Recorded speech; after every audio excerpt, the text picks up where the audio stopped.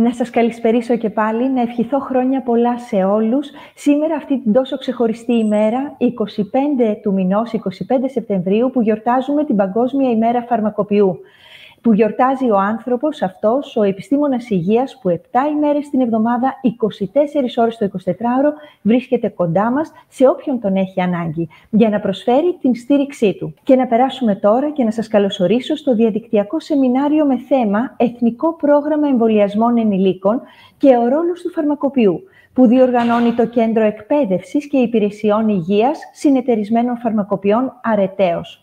Σκοπός του σεμιναρίου είναι να αποκτήσουν οι φαρμακοποιοί τις απαραίτητες γνώσεις και δεξιότητες για την προαγωγή της πρωτογενούς πρόληψης, δηλαδή του εμβολιασμού των ενηλίκων μέσω του φαρμακείου. Θα ήθελα να επισημάνω στο σημείο αυτό πως μπορείτε καθ' όλη τη διάρκεια των παρουσιάσεων να στέλνετε τις ερωτήσεις σας στο chat, οι οποίες και θα απαντηθούν από τους ομιλητές μας. Να καλωσορίσω όμως την κυρία Κατερίνα Αλτουβά, υπεύθυνη φαρμακοποιό Λότζισκου Πανσίφα και υπεύθυνη συντονισμού και διαχείρισης του Κέντρου Εκπαίδευσης και Υπηρεσιών Υγείας Συνεταιρισμένων Φαρμακοποιών Αρετέως. Κυρία Αλτουβά, καλησπέρα σας. Καλησπέρα σας, καλησπέρα σε όλους. Εκ μέρους του Κέντρου Εκπαίδευσης και Υπηρεσιών Υγείας Συνεταιρισμένων Φαρμακοποιών Αρετέως, σας καλωσορίζουμε στο σημερινό διαδικτυακό μας σεμινάριο, που αφορά το ρόλο του φαρμακοποιού και τη συμμετοχή του στη διαβίω ανοσοποίηση. Να ευχαριστήσουμε θερμά προκαταβολικά τον κύριο Διαμαντή Κλιμεντίδη για τη συμμετοχή του και για την εισήγηση που θα ακολουθήσει σε λίγο. Μαζί θα δούμε κάποια τελευταία δεδομένα από την εξέλιξη του ρόλου του φαρμακοποιού στα πλαίσια της διαβίω ανοσοποίησης. Λοιπόν, αρχικά το έργο της Διεθνούς Φαρμακευτικής Ομοσπονδίας στον τομέα των εμβολιασμών ξεκινάει από το 2011 με την πεποίθηση ότι η βελτίωση της εμβολιαστικής κάλυψης και η προώθηση του διαβίου εμβολιασμού αποτελούν παγκόσμιες ανάγκες, στην κάλυψη των οποίων μπορούν να συμβάλλουν ενεργά οι φαρμακοποιοί. Τα τελευταία 4 χρόνια και μετά την άνοιξη της πανδημίας, η θεματική του εμβολιασμού έχει αποτελέσει μία από τις κεντρικές δραστηριότητες ενδιαφέροντος για την Ομοσπονδία. Σε αυτά λοιπόν τα τελευταία χρόνια, η Ομοσπονδία παρέχει συστηματικά υποστηρικτικό υλικό, πολιτικές, εγχειρίδια, εκθέσεις, διάφορα εκπαιδευτικά προγράμματα και καμπάνιες προς τους φαρμακοποιούς. Από όλα αυτά τα υλικά, ενδιαφέρον παρουσιάζει μία τελευταία μελέτη που δημοσιεύθηκε τον Απρίλιο του 2024. Είναι μια παγκόσμια έκθεση πληροφοριών όπου έχουν συλλεχθεί στοιχεία από συνολικά 120 χώρες και περιοχές και εκτός από απλές ερωτήσεις όπως για παράδειγμα το ποια εμβόλια γίνονται στα φαρμακεία, εξετάζει και θέματα όπως είναι η προώθηση της ενημέρωσης, τα κανονιστικά πλαίσια της χορήγησης και συνταγογράφησης, θέματα εκπαίδευσης και πιστοποίησης, διατήρησης αρχείων, αποζημίωση για τις υπηρεσίες του εμβολιασμού, θέματα ικανοποίησης του κοινού, ενώ τονίζει στο τέλος και τις προκλήσεις για την επέκταση των υπηρεσιών. Ενδεικτικά έχουμε κάποια δεδομένα από αυτή τη μελέτη, όπου παρουσιάζεται μία αύξηση της τάξης του 64% σε σχέση με το 2020, ως προς τις χώρες στις οποίες οι φαρμακοποιοί μπορούν να διενεργούν εμβολιασμούς.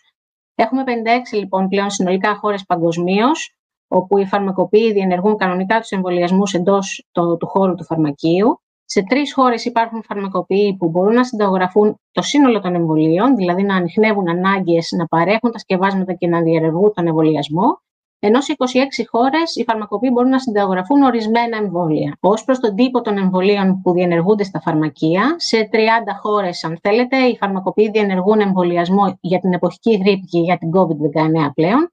Ενώ σε 14 με 20 χώρες οι φαρμακοποιοί διενεργούν εμβολιασμό για τον πνευμονιόκοκο, τέτανο, HPV, υπατήτιδα, μηνυγκίτιδα και έρπιτα ζωστήρα. Υπάρχουν και ακόμη 8 χώρες στις οποίες οι φαρμακοποιοί έχουν το δικαίωμα διενέργειας εμβολιασμού για τον ιό RSV. Στα πλαίσια της αποζημίωσης, σε 21 χώρες οι φαρμακοποιοί αποζημιώνονται για τις υπηρεσίες τους από τον ασθενή, ενώ σε 9 με 13 χώρες αποζημιώνονται από το κράτος ή από ιδιωτικούς φορείς. Σε πάρα πολλές χώρες οι φαρμακοποιοί έχουν πρόσβαση σε δεδομένα εμβολιασμού των ασθενών, ενώ σε 43 χώρες πέραν της πρόσβασης έχουν και τη δυνατότητα επεξεργασίας των δεδομένων αυτών. Σε όλες τις χώρες, ωστόσο, όπου οι φαρμακοποιοί διενεργούν εμβολιασμούς, η εκπαίδευση ή η κατάρτισή τους είναι προαπαιτούμενο για την παροχή της υπηρεσίας.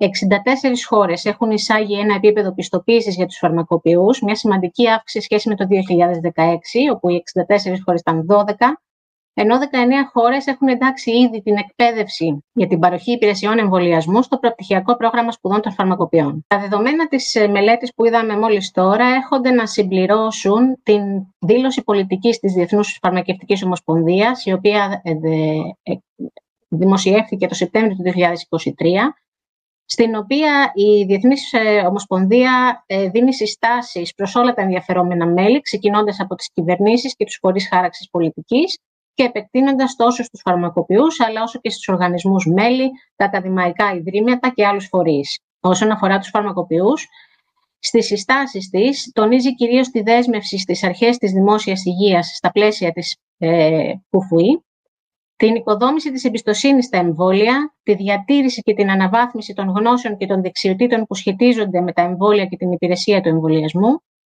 την προσπάθεια της προσέγγισης αρχικά των ομάδων στόχων για το διαβίω εμβολιασμό, αυτό που ονομάζουμε ομάδες υψηλού ή ειδικού κινδύνου, και εννοείται στην τήρηση των κατευθυντήριων γραμμών κατά την εκτέλεση των ενεργειών που σχετίζονται με τα εμβόλια. Ενδεικτικά, επίσης, στις συστάσεις προς τις κυβερνήσεις και τους υπεύθυνους χάραξης πολιτικής, τονίζεται η ανάγκη ανάπτυξης επίσημων προγραμμάτων διαβίω εμβολιασμού και στρατηγικών πρόληψης, η αναγνώριση και η αξιοποίηση των δυνατοτήτων που συνδέονται με τα φαρμακεία, η άρση όποιων εμποδίων κανονιστικής φύσεως υπάρχουν, ώστε οι φαρμακοποιοί να μπορούν να διενεργούν νόμιμα εμβολιασμούς, η ανάπτυξη πολιτικών που δίνει δικαιώματα συνταγογράφησης στους φαρμακοποιούς, αλλά και δικαιώματα επίσης παροχής και χορήγησης εμβολίων που δεν είναι στα εθνικά προγράμματα εμβολιασμού, αλλά για παράδειγμα αφορούν εμβολιασμούς προετοιμασίας για τα ταξίδια.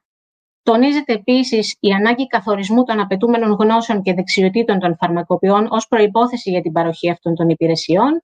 Η ανάπτυξη επίσης συστημάτων πληροφόρησης προσβάσιμων και επεξεργάσιμων από τους φαρμακοποιούς. Και στο τέλος, έντονη συζήτηση γίνεται για την ανάπτυξη μοντέλων αποζημίωσης για τα φαρμακεία με σκοπό τη βιωσιμότητα των υπηρεσιών. Έχοντας λοιπόν ως δεδομένο το νόμο 5102, ο οποίος ψηφίστηκε τον Απρίλιο του 2024 στη χώρα μας και δίνει τη δυνατότητα στους φαρμακοποιούς στα ιδιωτικά φαρμακεία της κοινότητας να διενεργούν το σύνολο των εμβολίων με βάση το Εθνικό Πρόγραμμα Εμβολιασμών Ενηλίκων, περνάμε πλέον στους επόμενους στόχους, οι οποίοι φαίνονται και μέσα από τα δεδομένα της Διεθνούς Φαρμακευτικής Ομοσπονδίας και τις τάσεις που διαμορφώνονται, οι οποίοι αφορούν κυρίως την ενίσχυση της συνεχιζόμενης εκπαίδευσης και της κατάρτισης, με ό,τι αφορά αυτό τις πιστοποιήσεις, αλλά και την ένταξη περαιτέρω γνώσεων στα πλαίσια των προπτυχιακών προγραμμάτων, όπως επίσης και το δικαίωμα συνταγογράφησης των φαρμακοποιών για τα εμβόλια. Τέλος, θα θέλαμε να υπενθυμάνουμε ότι στην πλατφόρμα υπηρεσιών Areteos Health υπάρχουν αναρτημένα πολλά υλικά τα οποία συμβαδίζουν με το νέο Εθνικό Εμβολιαστικό Πρόγραμμα Ενηλίκων.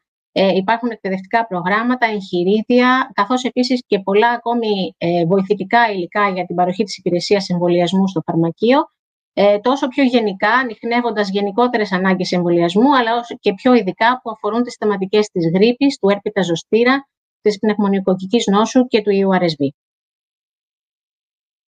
Κυρία Αλτουβά, σας ευχαριστούμε πάρα πολύ για τα τόσα ενδιαφέροντα που μας παρουσιάσατε. Και θα ήθελα τώρα, θα παραμείνετε μαζί μας και θα συνεχίσουμε με την ομιλία του κυρίου Διαμαντή Κλιμεντίδη, κλινικού φαρμακοποιού, ο οποίος και θα αναπτύξει το θέμα για το Εθνικό Πρόγραμμα Εμβολιασμού Ενηλίκων και το ρόλο του φαρμακοποιού. Κύριε Κλιμεντίδη, ο λόγος εσάς. Χαρά μου να σας βλέπω και πάλι. Καλησπέρα σε όλους. Και στους αγαπητούς συναδέλφους που αφιερώνουν το μεσημέρι τους για αυτό το εκπαιδευτικό. Μετά την εξαιρετική εισαγωγή της κυρίας Αλτουβά, που ουσιαστικά μας έδειξε όχι μόνο την κατεύθυνση στην οποία κινείται το επάγγελμα παγκοσμίως όσον αφορά τους εμβολιασμούς, αλλά ταυτόχρονα μια ματιά από το μέλλον και ένα hint, έτσι, μια ιδέα του γεγονότος ότι και εμείς δειλά-δειλά ακολουθούμε την τάση αυτή, δηλαδή της ανάληψης καθοριστικού πλέον ρόλου στο κομμάτι των εμβολιασμών. Πάμε να δούμε κάποιες λεπτομέρειες σχετικά με το άρτη επικαιροποιημένο πια Εθνικό Πρόγραμμα Εμβολιασμού Ενηλίκων του 2024, με τις τελευταίες τροποποιήσεις να συμβαίνουν τις τελευταίες ημέρες του Αυγούστου που μόλις πέρασε. Μια εισαγωγική διαφάνεια για το ρόλο του φαρμακοποιού, στην οποία δεν χρειάζεται να σταθούμε και ιδιαίτερα. Έτσι, την χρησιμοποιώ πάρα πολλά χρόνια στις σχετικές ομιλίες. Ο φαρμακοποιός ανέκαθεν είχε τον ρόλο του συμβούλου και της αναγνώρισης των ασθενών που πρέπει να κάνουν κάποια εμβόλια ανάλογα με την ηλικία τους και όλες τις προϋποθέσεις που κατά περίπτωση θέτει το Εθνικό Πρόγραμμα Εμβολιασμού. Πλέον, όμως, κάνοντας την αρχή με τα εμβόλια της γρίπης αρκετά χρόνια πριν, τώρα έρχεται και ο νομοθέτης να καθορίσει εμφατικά πια ότι ο φαρμακοποιός μπορεί να εμβολιάσει για το σύνολο των εμβολίων του Εθνικού Προγράμματος Εμβολιασμού τους ενήλικες, με μικρές μόνο εξαιρέσεις, έτσι αυτές που υπόθηκαν και προηγουμένως, δηλαδή τα ζωντανά εμβόλια για τους ανασοκατασταλμένους και τα υπόλοιπα εμβόλια στις έγκυες πλην αυτού της γρίπης. Πριν μιλήσουμε για τα εμβόλια του Εθνικού Προγράμματος Εμβολιασμού, ήθελα να κάνω μια γρήγορη εισαγωγή σχετικά με τη φύση του φαρμακευτικού σκευάσματος που ονομάζεται εμβόλιο, ξεκινώντας από τα συστατικά του. Από τι αποτελεί λοιπόν ένα εμβόλιο? Όλα τα εμβόλια βασίζονται σε μια σειρά από συστατικά, με πρώτα και καλύτερα τα αντιγόνα. Κάποια εμβόλια μπορεί να περιέχουν ουσίες που ονομάζονται άνοσο ενισχυτικά, κάποια εμβόλια περιέχουν συντηρητικά, ουσίες με σταθεροποιητική δράση, ενώ όλα σχεδόν τα εμβόλια θα έχουν κάποια ίχνη που περιέχονται στο τελικό προϊόν, τα οποία είναι κατάλληλα της διαδικασίας παραγωγής, δεν έχουν δηλαδή την έννοια του συστατικού, δεν επιτελούν κάποια συγκεκριμένη δράση, αλλά υπάρχουν στο τελικό προϊόν ως κατάλληλα από τη διαδικασία παραγωγής. Δεν θα πλατιάσω στο σύνολο των συστατικών, θα πούμε δύο λόγια παραπάνω όμως για τα δύο πρώτα που είναι και τα βασικότερα κατά την ταπεινή μου άποψη, δηλαδή τα αντιγόνα, χωρίς τα οποία φυσικά δεν υπάρχει εμβόλιο, και τα νοσοενισχυτικά, που είναι ουσίες που δεν περιλαμβάνονται σε όλα τα εμβόλια, κατά περίπτωση όμως η ύπαρξή τους σε κάποια από αυτά είναι καθοριστική για την αποτελεσματικότητά τους. Τα αντιγόνα μπορούν να είναι αρκετών κατηγοριών. Καταρχάς, τα αντιγόνα μπορεί να είναι ολόκληροι ζωντανοί εξασθενημένοι ή άλλοι οργανισμοί. Η εξασθένηση γίνεται μέσω μιας διαδικασίας επιλεκτικής αναπαραγωγής, καλλιέργειας των ιών σε διαφορετικό μέσο από αυτό που συνήθως προσβάλλουν. Έτσι, για παράδειγμα, ο ιός σιλαράς καλλιεργείται σε κύτταρα αυγών κότας και με τον τρόπο αυτό διατηρεί την ανοσογονικότητά του, αλλά χάνει την παθογονικότητά του έναντι των ανθρώπινων κυτάρων. Κάτι αντίστοιχο συμβαίνει και με τους υπόλοιπους ιούς ή μικροοργανισμούς, όπως είναι ο μικροοργανισμός φυματίωσης. Εμβόλια αυτή τη στιγμή κυκλοφορούντα που βασίζονται στη τεχνολογία των ζωντανών εξασθενημένων ιών είναι το MMR, έτσι, δηλαδή τα εμβόλια ελαράς, παροτίδας, ερυθράς, το εμβόλιο της ανεμοβλογιάς, του ροταϊού για τα παιδιά, το BCG για τη φυματίωση και το πλέον καταργημένο εμβόλιο του ερπιζοστήρα, το Zostavax. Τα περισσότερα όμως εμβόλια της αγοράς ονομάζονται αδρανοποιημένα γιατί δεν βασίζονται σε ζωντανό παθογόνο. Τα αδρανοποιημένα εμβόλια με τη σειρά τους χωρίζονται και αυτά σε υποκατηγορίες. Μπορεί να περιέχουν ολόκληρους ιούς, οι οποίοι όμως είναι αδρανοποιημένοι, είναι ανενεργοί. Τέτοια εμβόλια λοιπόν είναι της πατίδας Α και το κομμάτι της πολυομιελίτιδας στα εμβόλια που το περιέχουν. Δεν υπάρχει, όπως ξέρετε, εμβόλιο σκέτο πολυομιελίτιδας. Ένα αδρανοποιημένο εμβόλιο μπορεί να περιέχει όχι ολόκληρους ιούς, αλλά τμήματα ιών, όπως για παράδειγμα κάποια εμβόλια γρίπης. Τα περισσότερα εμβόλια πια ανήκουν στην κατηγορία των κεκαθαρμένων ή ανασυνδυασμένων αντιγόνων, περιλαμβάνουν δηλαδή μόνο το κομμάτι, μόνο τη συγκεκριμένη πρωτεΐνη, τον πολυσαχαρίτη που λειτουργεί ως αντιγόνο. Τέτοια εμβόλια είναι το συζευμένο εμβόλιο του πνευμονιόκοκκου, το ακυταρικό του κοκκίτη, το αιμόφυλλο της ινφλουέντζας, όλα τα εμβόλια κατά του μενιγκιτιδόκοκκου, όλων των τύπων δηλαδή, της υπατήτητας Β, του HPV, το νέο εμβόλιο κατά το ερπιζοστήρα και τα εμβόλια κατά του RSV. Τέλος, η ιδιαίτερη κατηγορία αδρανοποιημένων εμβολίων είναι αυτά που βασίζονται στα τοξοειδή, και εδώ είναι η ιδιαίτερη κατηγορία διότι το αντιγόνο δεν είναι τμήμα του μικροοργανισμού που προκαλεί την νόσο, αλλά μια τροποποιημένη εκδοχή της τοξίνης. Κατεργαζόμενη η τοξίνη λοιπόν του τετάνου και της διφθερίτιδας δίνει το τοξοειδές, το οποίο είναι μια βερσιόν της πρωτεΐνης που δεν προκαλεί την νόσο, αλλά διεγείρει το νοσοποιητικό να παράγει αντισώματα που είναι αποτελεσματικά και κατά της ίδιας της τοξίνης. Πλέον, μετά την πανδημία, έχουμε νεότερα αντιγόνα, εμβόλια δηλαδή που βασίζονται σε αντιγόνα που δεν ανήκουν στις συμβατικές παραδοσιακές κατηγορίες. Έτσι έχουμε αντιγόνα που προκύπτουν αφού τα συνθέσει ο οργανισμός παίρνοντας τις πληροφορίες από νουκλεοτίδια, είτε DNA είτε mRNA, γνωστά τα παραδείγματα των εμβολίων mRNA κατά της COVID-19. Και η νεότερη τεχνολογία είναι τα εμβόλια που χρησιμοποιούν όχημα, έναν βέκτορ δηλαδή, έναν ακίνδυνο ιό, ο οποίος έχει τροποποιηθεί γενετικά έτσι ώστε να περιλαμβάνει το γενετικό υλικό που οδηγεί τελικά στην παραγωγή αντιγόνων για τον ιό που θέλουμε να αντιμετωπίσουμε. Τέτοια ήταν τα εμβόλια της Johnson ή της AstraZeneca κατά του κορονοϊού, ένα εμβόλιο κατά του εμπόλα και ούτω καθεξής. Η έτερη κατηγορία μεγάλη συστατικών εμβολίων τα οποία έχουν ιδιαίτερο ενδιαφέρον είναι τα λεγόμενα ανοσοενισχυτικά. Πάρα πολλά εμβόλια περιλαμβάνουν άλατα του αλουμινίου ως ανοσοενισχυτικά και τα περιλαμβάνουν για πάρα πολλά χρόνια, περισσότερα από 70 χρόνια σε χρήση. Έχουν αποδεδειγμένο προφίλ ασφαλείας, ωστόσο, αν όχι παραδόξως, ο ακριβής μηχανισμός δράσης δεν είναι απόλυτα γνωστός. Εικάζεται ότι οι ουσίες αυτές προκαλούν μια μικρή, ας πούμε, φλεγμονή στην περιοχή της ένεσης. Με τον τρόπο αυτό προσελκύουν μεγαλύτερο αριθμό κυτάρων του ανοσοποιητικού από ότι θα έφτανε εκεί μόνο από την παρουσία του αντιγόνου και έτσι πολλαπλασιάζεται η ανοσοαπάντηση σε ένα κατά τα άλλα πολύ πολύ μικρό ερέθισμα. Κάτι που είναι καλό να θυμόμαστε όλοι οι φαρμακοποιοί είναι ότι ειδικά τα άλατα αλουμινίου καταστρέφονται στην κατάψυξη. Η κροκίδωση που επέρχεται είναι μία αντιστρεπτή, επομένως εμβόλια τα οποία περιλαμβάνουν άλατα αλουμινίου και από λάθος καταψυχθούν πρέπει να απορρίπτονται.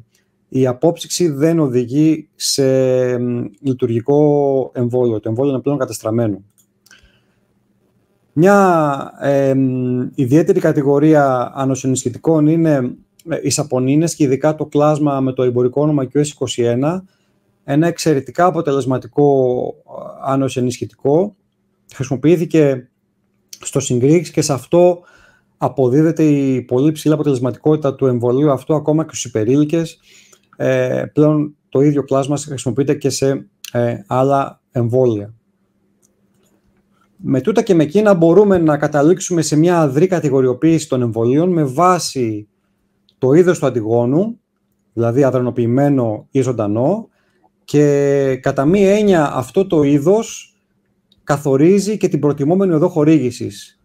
Θυμόμαστε λοιπόν ότι κατά κανόνα τα αδρανοποιημένα εμβόλια χορηγούνται ενδομυϊκά, ενώ τα εμβόλια ζώντων εξασθενημένων ιών χορηγούνται κατά προτίμηση με υποδόρια ένεση, ωστόσο κάποια από αυτά έχουν άδεια χορήγησης και από την ενδομυϊκή οδό, όπως για παράδειγμα το MMR. Το αναγράφει άλλωστε και το κουτί και το SPC.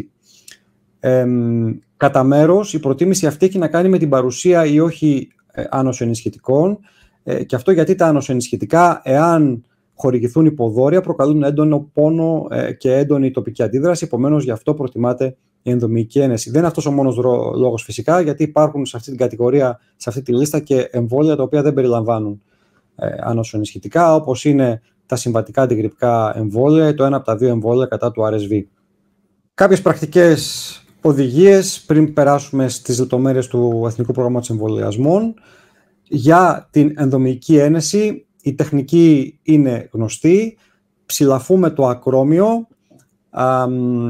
και χορηγούμε με γωνία 90 μοιρών, κάθετα δηλαδή στο δελτοειδή μη, εντός αυτού του ιδεατού του εικονικού ανεστραμμένου τριγώνου. Αυτή είναι η ιδανική θέση χορήγησης. Θυμίζω ότι στα εμβόλια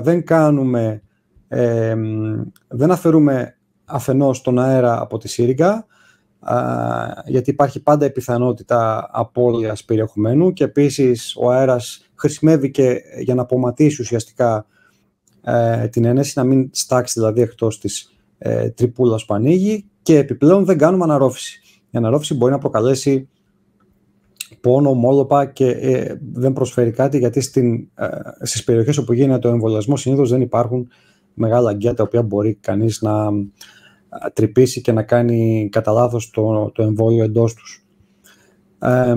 Διαφορετική τεχνική ακολουθούμε στην υποδόρια χορήγηση.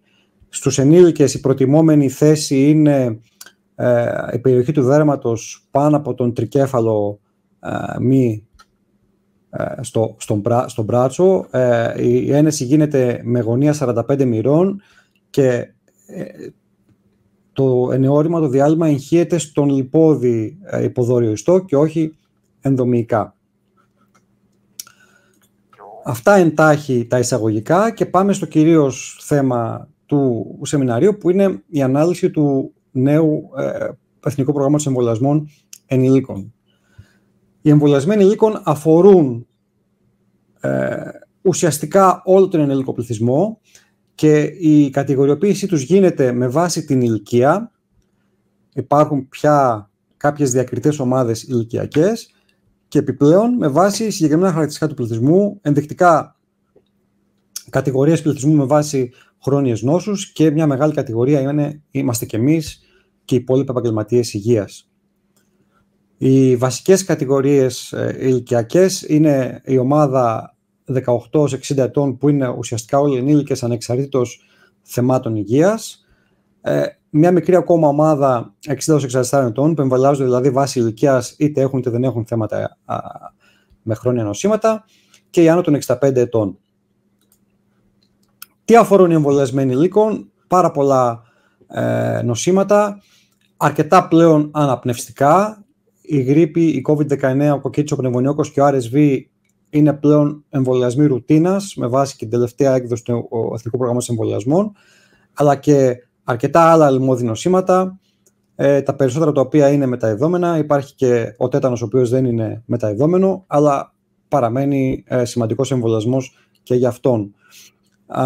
Θα τα δούμε λοιπόν αναλυτικά στη συνέχεια, ξεκινώντας με τον εμβολιασμό όλων των ενηλίκων.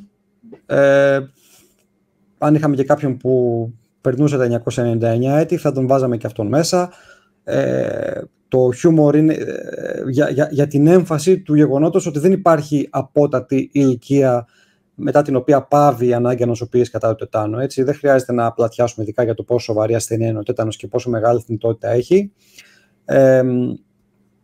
Κατά γνωστά λοιπόν, ο εμβολιασμός των ατόμων που είναι ανεμβολίαστοι ή έχουν άγνωστο ιστορικό εμβολιασμού θα πρέπει να ολοκληρωθεί με 3 δόσεις. Τα άτομα που έχουν συμπληρωμένες τουλάχιστον 3 δόσεις στο παρελθόν τους, με οποιοδήποτε χρονικό διάστημα και αν έχει γίνει αυτό, οφείλουν να κάνουν μια αναμνηστική δόση κάθε 10 χρόνια.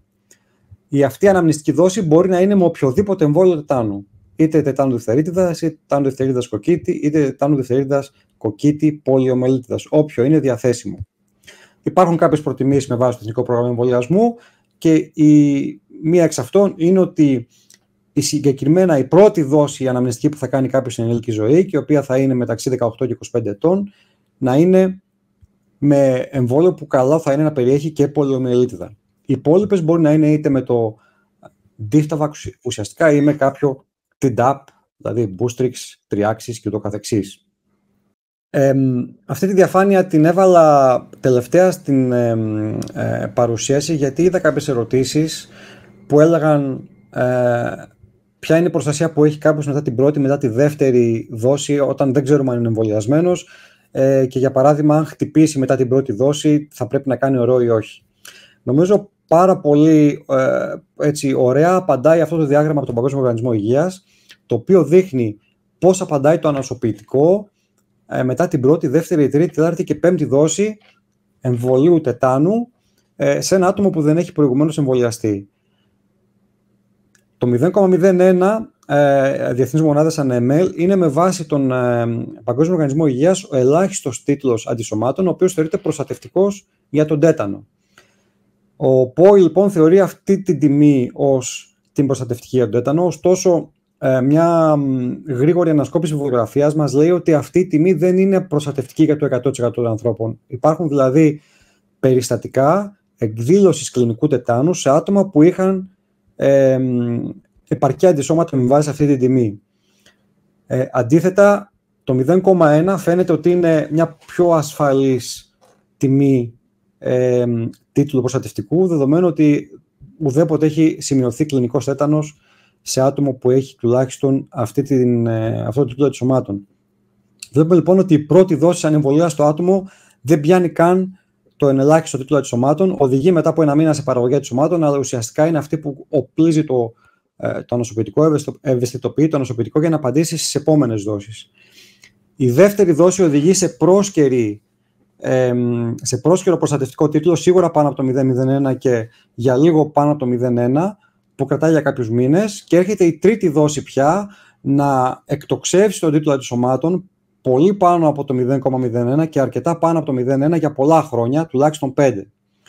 Από την τέταρτη δόση και μετά βλέπετε ότι η απόκριση ενισχύεται με εκθετικό ρυθμό, έτσι ώστε πλέον ο Παγκόσμιος Οργανισμός Υγείας να θεωρεί ότι κάποιος ο οποίος έχει κάνει 5 δόσεις στην ενήλικη ζωή του είναι άνοσος ισόβια για τον τέτανο. Αυτός είναι και ο λόγος που δεν υπάρχουν σε όλα τα προγράμματα εμβολιασμών αναμνηστικές δόσεις ανά δεκαετία για τον τέτανο, σε όλες τις χώρες εννοώ. Η δική μας χώρα το έχει διατηρήσει. Καλώς θα πω εγώ, διότι ο τέτανος δεν είναι κάτι με το οποίο μπορεί να ρισκάρει κανείς. Η θνητότητά του είναι πολύ ψηλή, 10, 20, 30% ακόμα και σε χώρες με state of the art, με πολύ προηγμένη περίθαλψη.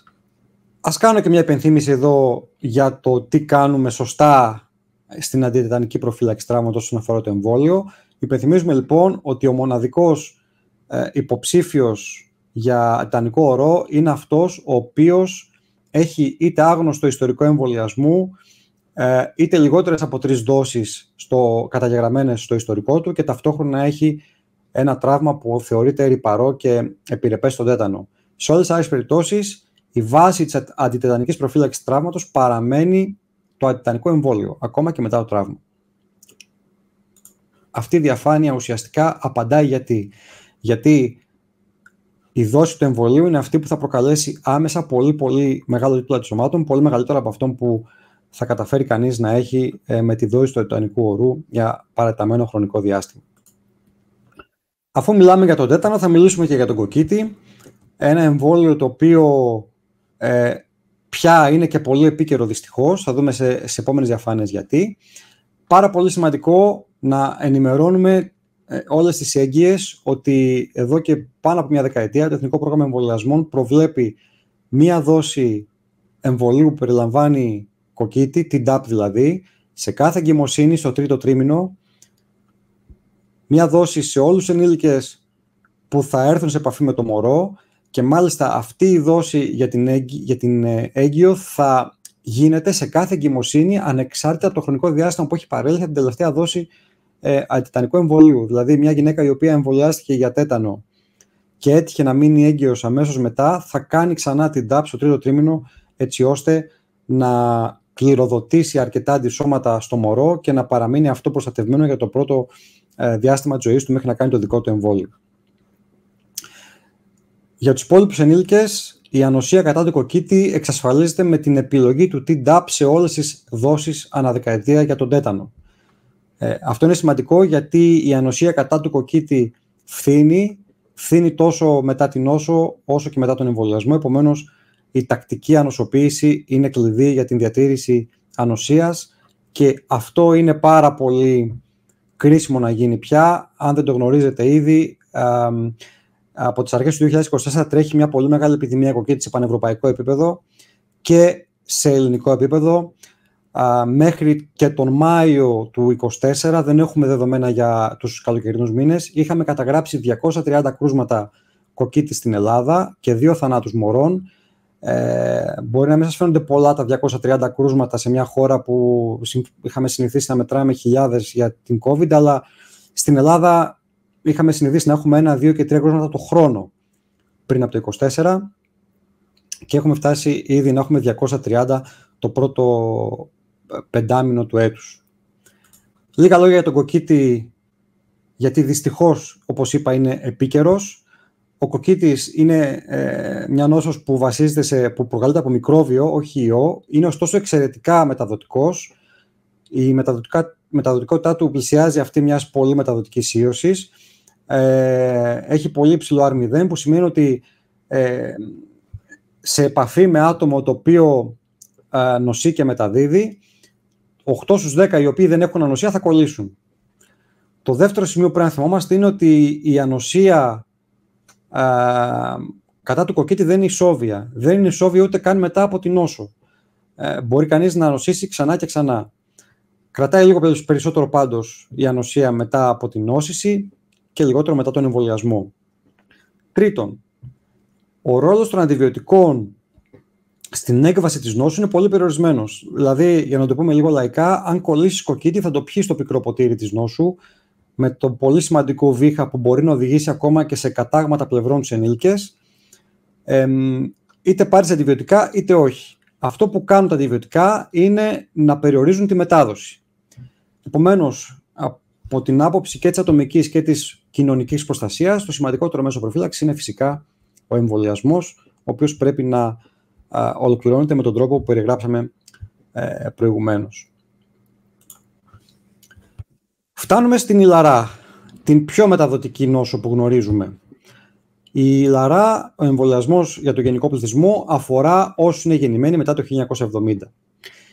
Όσοι είναι γεννημένοι πριν το 1970 και ανήκουν στο γενικό πληθυσμό θεωρούνται άνοσοι. Και αυτό γιατί ο άγριος ιός κυκλοφορούσε ευρέως στην κοινότητα πριν την εισαγωγή των εμβολίων τη δεκαετία του 70, και άρα ακόμα και αυτοί που δεν θυμούνται να έχουν περάσει ηλαρά, κατά πάσα πιθανότητα έχουν περάσει ηλαρά, και ως γνωστό η νόσος αυτή καταλείπει ισόβια ανοσία. Πώς ολοκληρώνεται ο εμβολιασμός? Απαιτούνται 2 δόσεις με ελάχιστο μεσοδιάστημα 28 ημερών.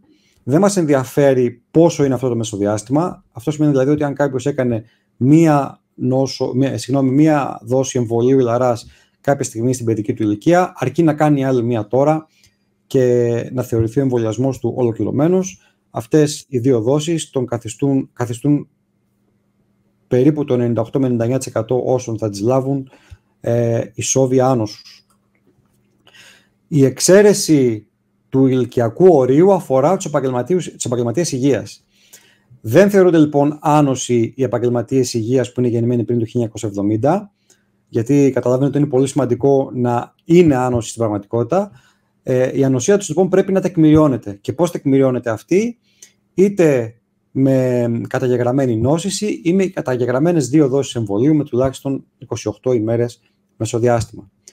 Θυμόμαστε εδώ ότι πρόκειται για εμβόλιο ζώντων εξασθενημένων ιών, και αυτό σημαίνει ότι έχει την βασική αντένδειξη του μη εμβολιασμού στην εγκυμοσύνη και μη εμβολιασμού σε ατόμων σε άνοσοκαταστολή, γιατί κινδυνεύουν να νοσήσουν. Παρ' όλα αυτά, εμβολιάζονται κανονικά οι θυλάζουσες, εμβολιάζονται κανονικά τα άτομα που ζουν μαζί με άτομα που δεν έχουν ανοσοποιητικό σύστημα ή ζουν μαζί με νεογνά. Και αυτό γιατί δεν είναι δυνατή η μετάδοση του ιού του εμβολίου. Έτσι, ο ιός είναι ζωντανός μεν, μπορεί σε extreme καταστάσεις να οδηγήσει στη νόσηση κάποιου που εμβολιάζεται και δεν έχει λειτουργικό ανοσοποιητικό σύστημα, ωστόσο αυτός ο ιός δεν μπορεί να μεταδοθεί.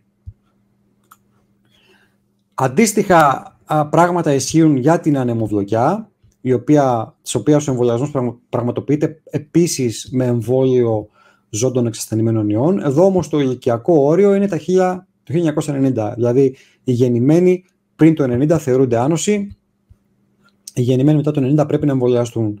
Αυτό διότι το εμβόλιο κατά της ανεμοβλογιάς έρχεται πολύ αργότερα στην Ελλάδα, αν θυμάμαι καλά το 2004. Και εδώ ισχύει το ίδιο ελάχιστο μεσοδιάστημα μεταξύ των δόσεων, και εδώ ισχύουν οι ίδιες αντενδείξεις με μια μικρή διαφορά. Εδώ το εμβόλιο αυτό είναι το μοναδικό για το οποίο έχει καταγραφεί μετάδοση του ιού του εμβολίου. Είναι πάρα πολύ σπάνιο το ενδεχόμενο φυσικά.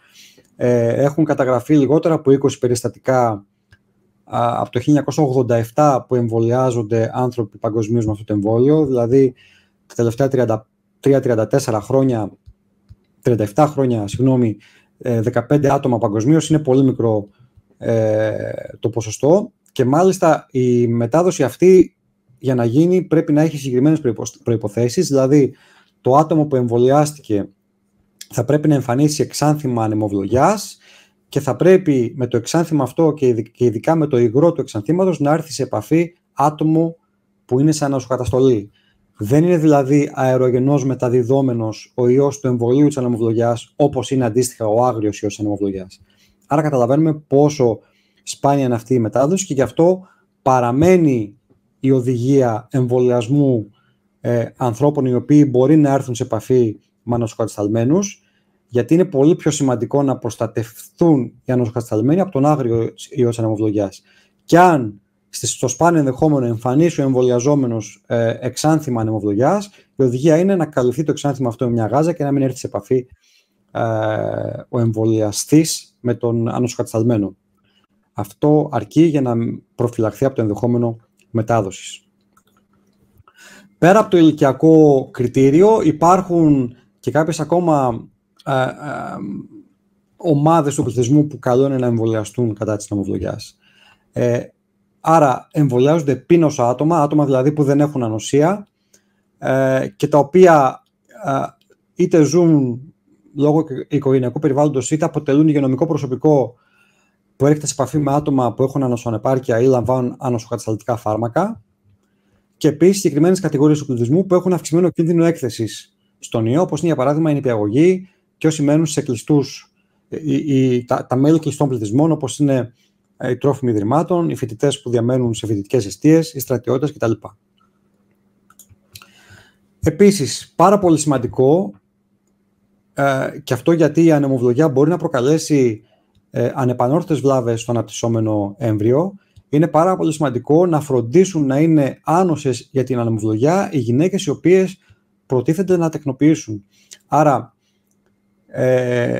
αν και δεν περιλαμβάνεται δυστυχώς το screening ανοσίας στην ανεμοβλογιά στον κλασικό προγεννητικό έλεγχο, καλό είναι να φροντίσουν και να συμβουλεύσετε γι' αυτό όλες οι κοπέλες που βρίσκονται σε αναπαραγωγική ηλικία, ότι θα πρέπει να φροντίσουν να είναι εμβολιασμένες κατά της ανεμοβλογιάς πριν μείνουν έγκυες, και μάλιστα επειδή πρόκειται για ζωντανό ιό, θα πρέπει να έχει ολοκληρωθεί ο εμβολιασμός τουλάχιστον ένα μήνα πριν την έναρξη των προσπαθειών για σύλληψη. Το εμβόλιο της ανεμοβλογιάς, πέραν της προφυλακτικής του δράσης, έχει ρόλο και ως post-exposure προφύλαξης, ως δηλαδή προφύλαξη μετά την έκθεση. Αν το άτομο αν έρθει κάποιος σε επαφή με νοσούντα με ανεμοβλογιά και δεν είναι άνοσος, εφόσον εμβολιαστεί εντός 3 ημερών από την επαφή, έχει βρεθεί ότι μπορεί να προστατευτεί σε πολύ μεγάλο βαθμό είτε από την λίμωξη είτε από την βαριά νόσηση. Πλέον στο Εθνικό Πρόγραμμα Εμβολιασμών προβλέπεται ο ετήσιος τουλάχιστον εμβολιασμός, αν όχι ετήσιος, μάλλον δεν είναι σωστό, δεν είναι ετήσιος, είναι ο εμβολιασμός με το επικαιροποιημένο εμβόλιο κατά της COVID, όποτε αυτό είναι διαθέσιμο.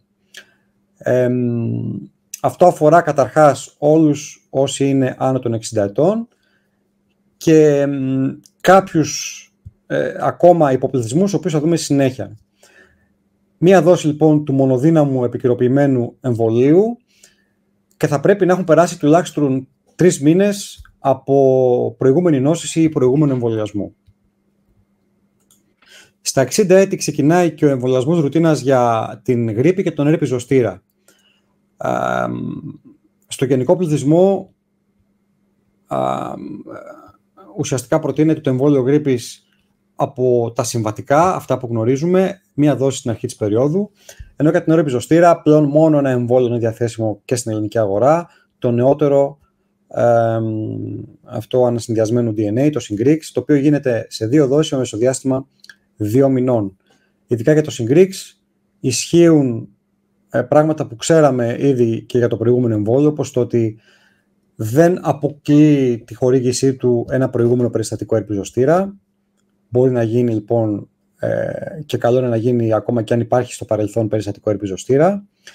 Δεν έχει αντένδειξη στην ανασοκαταστολή, απέναντίας έχει ένδειξη στην ανασοκαταστολή. Η μοναδική αντένδειξη του εμβολίου είναι γνωστή υπερευαισθησία σε κάποια από τα συστατικά του και επίσης δεν έχει ανώτερη ηλικία αποζημίωσης.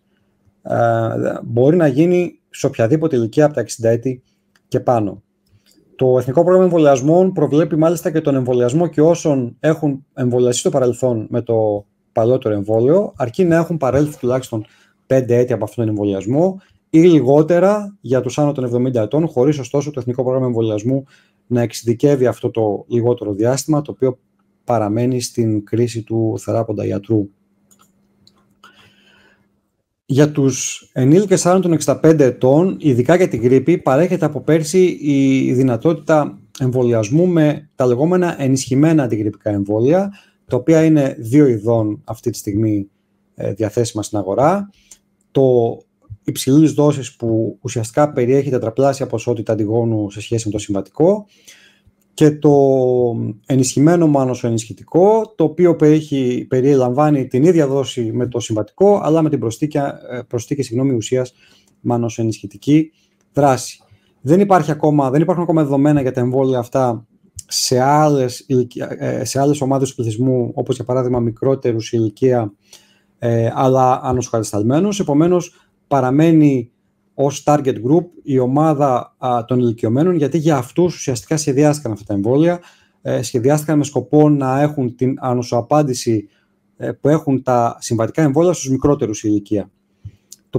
Το προφίλ ασφαλείας τους είναι παρόμοιο, ειδικά όσον αφορά τις συστηματικές αντιδράσεις, ωστόσο αναμένονται εντονότερες τοπικές αντιδράσεις, δηλαδή μεγαλύτερη πιθανότητα να προκληθεί πόνος, είδημα, ερήθημα στην περιοχή της Ένωσης με τα ενισχυμένα εμβόλια σε σχέση με τα συμβατικά. Τα εμβόλια της περίοδου 24-25 είναι αυτά, είναι τα ίδια με τα περσινά. Πλέον τα συμβατικά εμβόλια έχουν και τα 3 ένδειξη, αυτά που έχουν αναπτυχθεί σε καλλιέργειες αυγών, έτσι, για χορήγηση ηλικίας 6 μηνών και πάνω. Το εμβόλιο που έχει αναπτυχθεί σε κυταργή καλλιέργεια χορηγείται από 2 ετών και πάνω, ενώ τα 2 ενισχυμένα εμβόλια έχουν το μεν υψηλής δόσης ένδειξη από 60 ετών και άνω, το ανοσοενισχυμένο από 65 ετών και άνω, ωστόσο θυμίζω το Εθνικό Πρόγραμμα Εμβολιασμού τα δίνει και τα 2 στους 65 ετών και άνω, άρα για αυτούς αποζημιώνονται. Στα 65 έτη ξεκινάει και ο εμβολιασμός ρουτίνας κατά του πνευμονιόκοκκου, ο οποίος από πέρσι γίνεται πλέον με ένα εμβόλιο 20δύναμο συζευμένο, με την εμπορική ονομασία ακόμα τουλάχιστον Apexnar. Όπως μαθαίνω, θα αλλάξει η ονομασία αυτή, θα γίνει Prevenar 20, γιατί θα δοθεί και άδεια χορήγησης και στα παιδιά, στον βρεφικό εμβολιασμό, επομένως δεν θα πρέπει να κυκλοφορούν 2 διαφορετικά εμβόλια. Γι' αυτό το ονομάζουμε εδώ PCV20, για να είμαστε μέσα, έτσι, είτε Apexnar είτε Prevenar 20 είναι το ίδιο προϊόν, είναι ένα συζευμένο πρωτεϊνικό εμβόλιο κατά του πνευμονιόκοκκου με 20 ορότυπους. Ο εμβολιασμός κατά του πνευμονιόκοκκου έχει απλοποιηθεί πάρα πολύ. Πλέον γίνεται με μία δόση εφάπαξ και είτε είσαι ανεμβολίαστος είτε είσαι μερικώς εμβολιασμένος, θα κάνεις μία δόση. Δηλαδή αυτή η δόση είτε συμπληρώνει εμβολιασμό ο οποίος έχει ξεκινήσει στο παρελθόν, είτε με το 13δύναμο συζευμένο είτε με το 23δύναμο πολυσαχαριδικό και δεν έχει ολοκληρωθεί. Θα γίνει λοιπόν μία δόση PCV20 τουλάχιστον 1 χρόνο μετά την προηγούμενη δόση εμβολίου πνευμονιοκοκκικού, ενώ με μια διευκρίνηση που έγινε την τελευταία στιγμή στο Εθνικό Πρόγραμμα Εμβολιασμού, προβλέπεται εμβολιασμός με μία δόση PCV20 και για αυτούς που έχουν ολοκληρώσει στο παρελθόν τον εμβολιασμό τους με το Prevenar και το Pneumovax, για να συνεννοούμαστε. Το πρόγραμμα εμβολιασμού προβλέπει και μία δόση PCV20 τουλάχιστον 5 έτη μετά την τελευταία δόση πνευμονιοκοκκικού εμβολίου. New entry, έτσι, νέο εμβόλιο από τον Αύγουστο στο Εθνικό Πρόγραμμα Εμβολιασμού είναι αυτό κατά του αναπνευστικού συγκητιακού ιού, το RSV δηλαδή, για τους ηλικιωμένους άνω των 75 ετών. 2 εμβόλια διαθέσιμα στην αγορά, δεν έχουν διαφορετικές ενδείξεις, είτε το ένα είτε το άλλο, χορηγούνται σε μία δόση εφάπαξ. Προς το παρόν δεν έχει τεκμηριωθεί ανάγκη αναμνηστικής δόσης. Φαίνεται ότι αυτή μία δόση επαρκεί για να αποτρέψει την εκδήλωση της νόσου, τη λίμωξη, την νόσηση για τουλάχιστον 3 χρόνια. Μετά τα 3 χρόνια φθήνει η προστασία έναντι της λίμωξης, ωστόσο παραμένει πολύ ψηλά η προστασία έναντι της σοβαρής νόσου. Γι' αυτό και ο εμβολιασμός με τα εμβόλια αυτά είναι εφάπαξ, εφόσον σκοπός είναι να μειωθεί η σοβαρή νοσηρότητα και η θνητότητα από αυτόν τον ιό στον πληθυσμό των ηλικιωμένων. Μια ακόμα αλλαγή που είχαμε φέτος έχει να κάνει με τον εμβολιασμό κατά το HPV στους ενήλικες και γενικότερα στις ομάδες υψηλού κινδύνου. Η αλλαγή αυτή είναι ότι ο εμβολιασμός πλέον γίνεται σε 2 δόσεις και όχι σε 3 για όλους, με την εξαίρεση μόνο όσων λαμβάνουν ανοσοκατασταλτική θεραπεία είναι HIV θετικοί.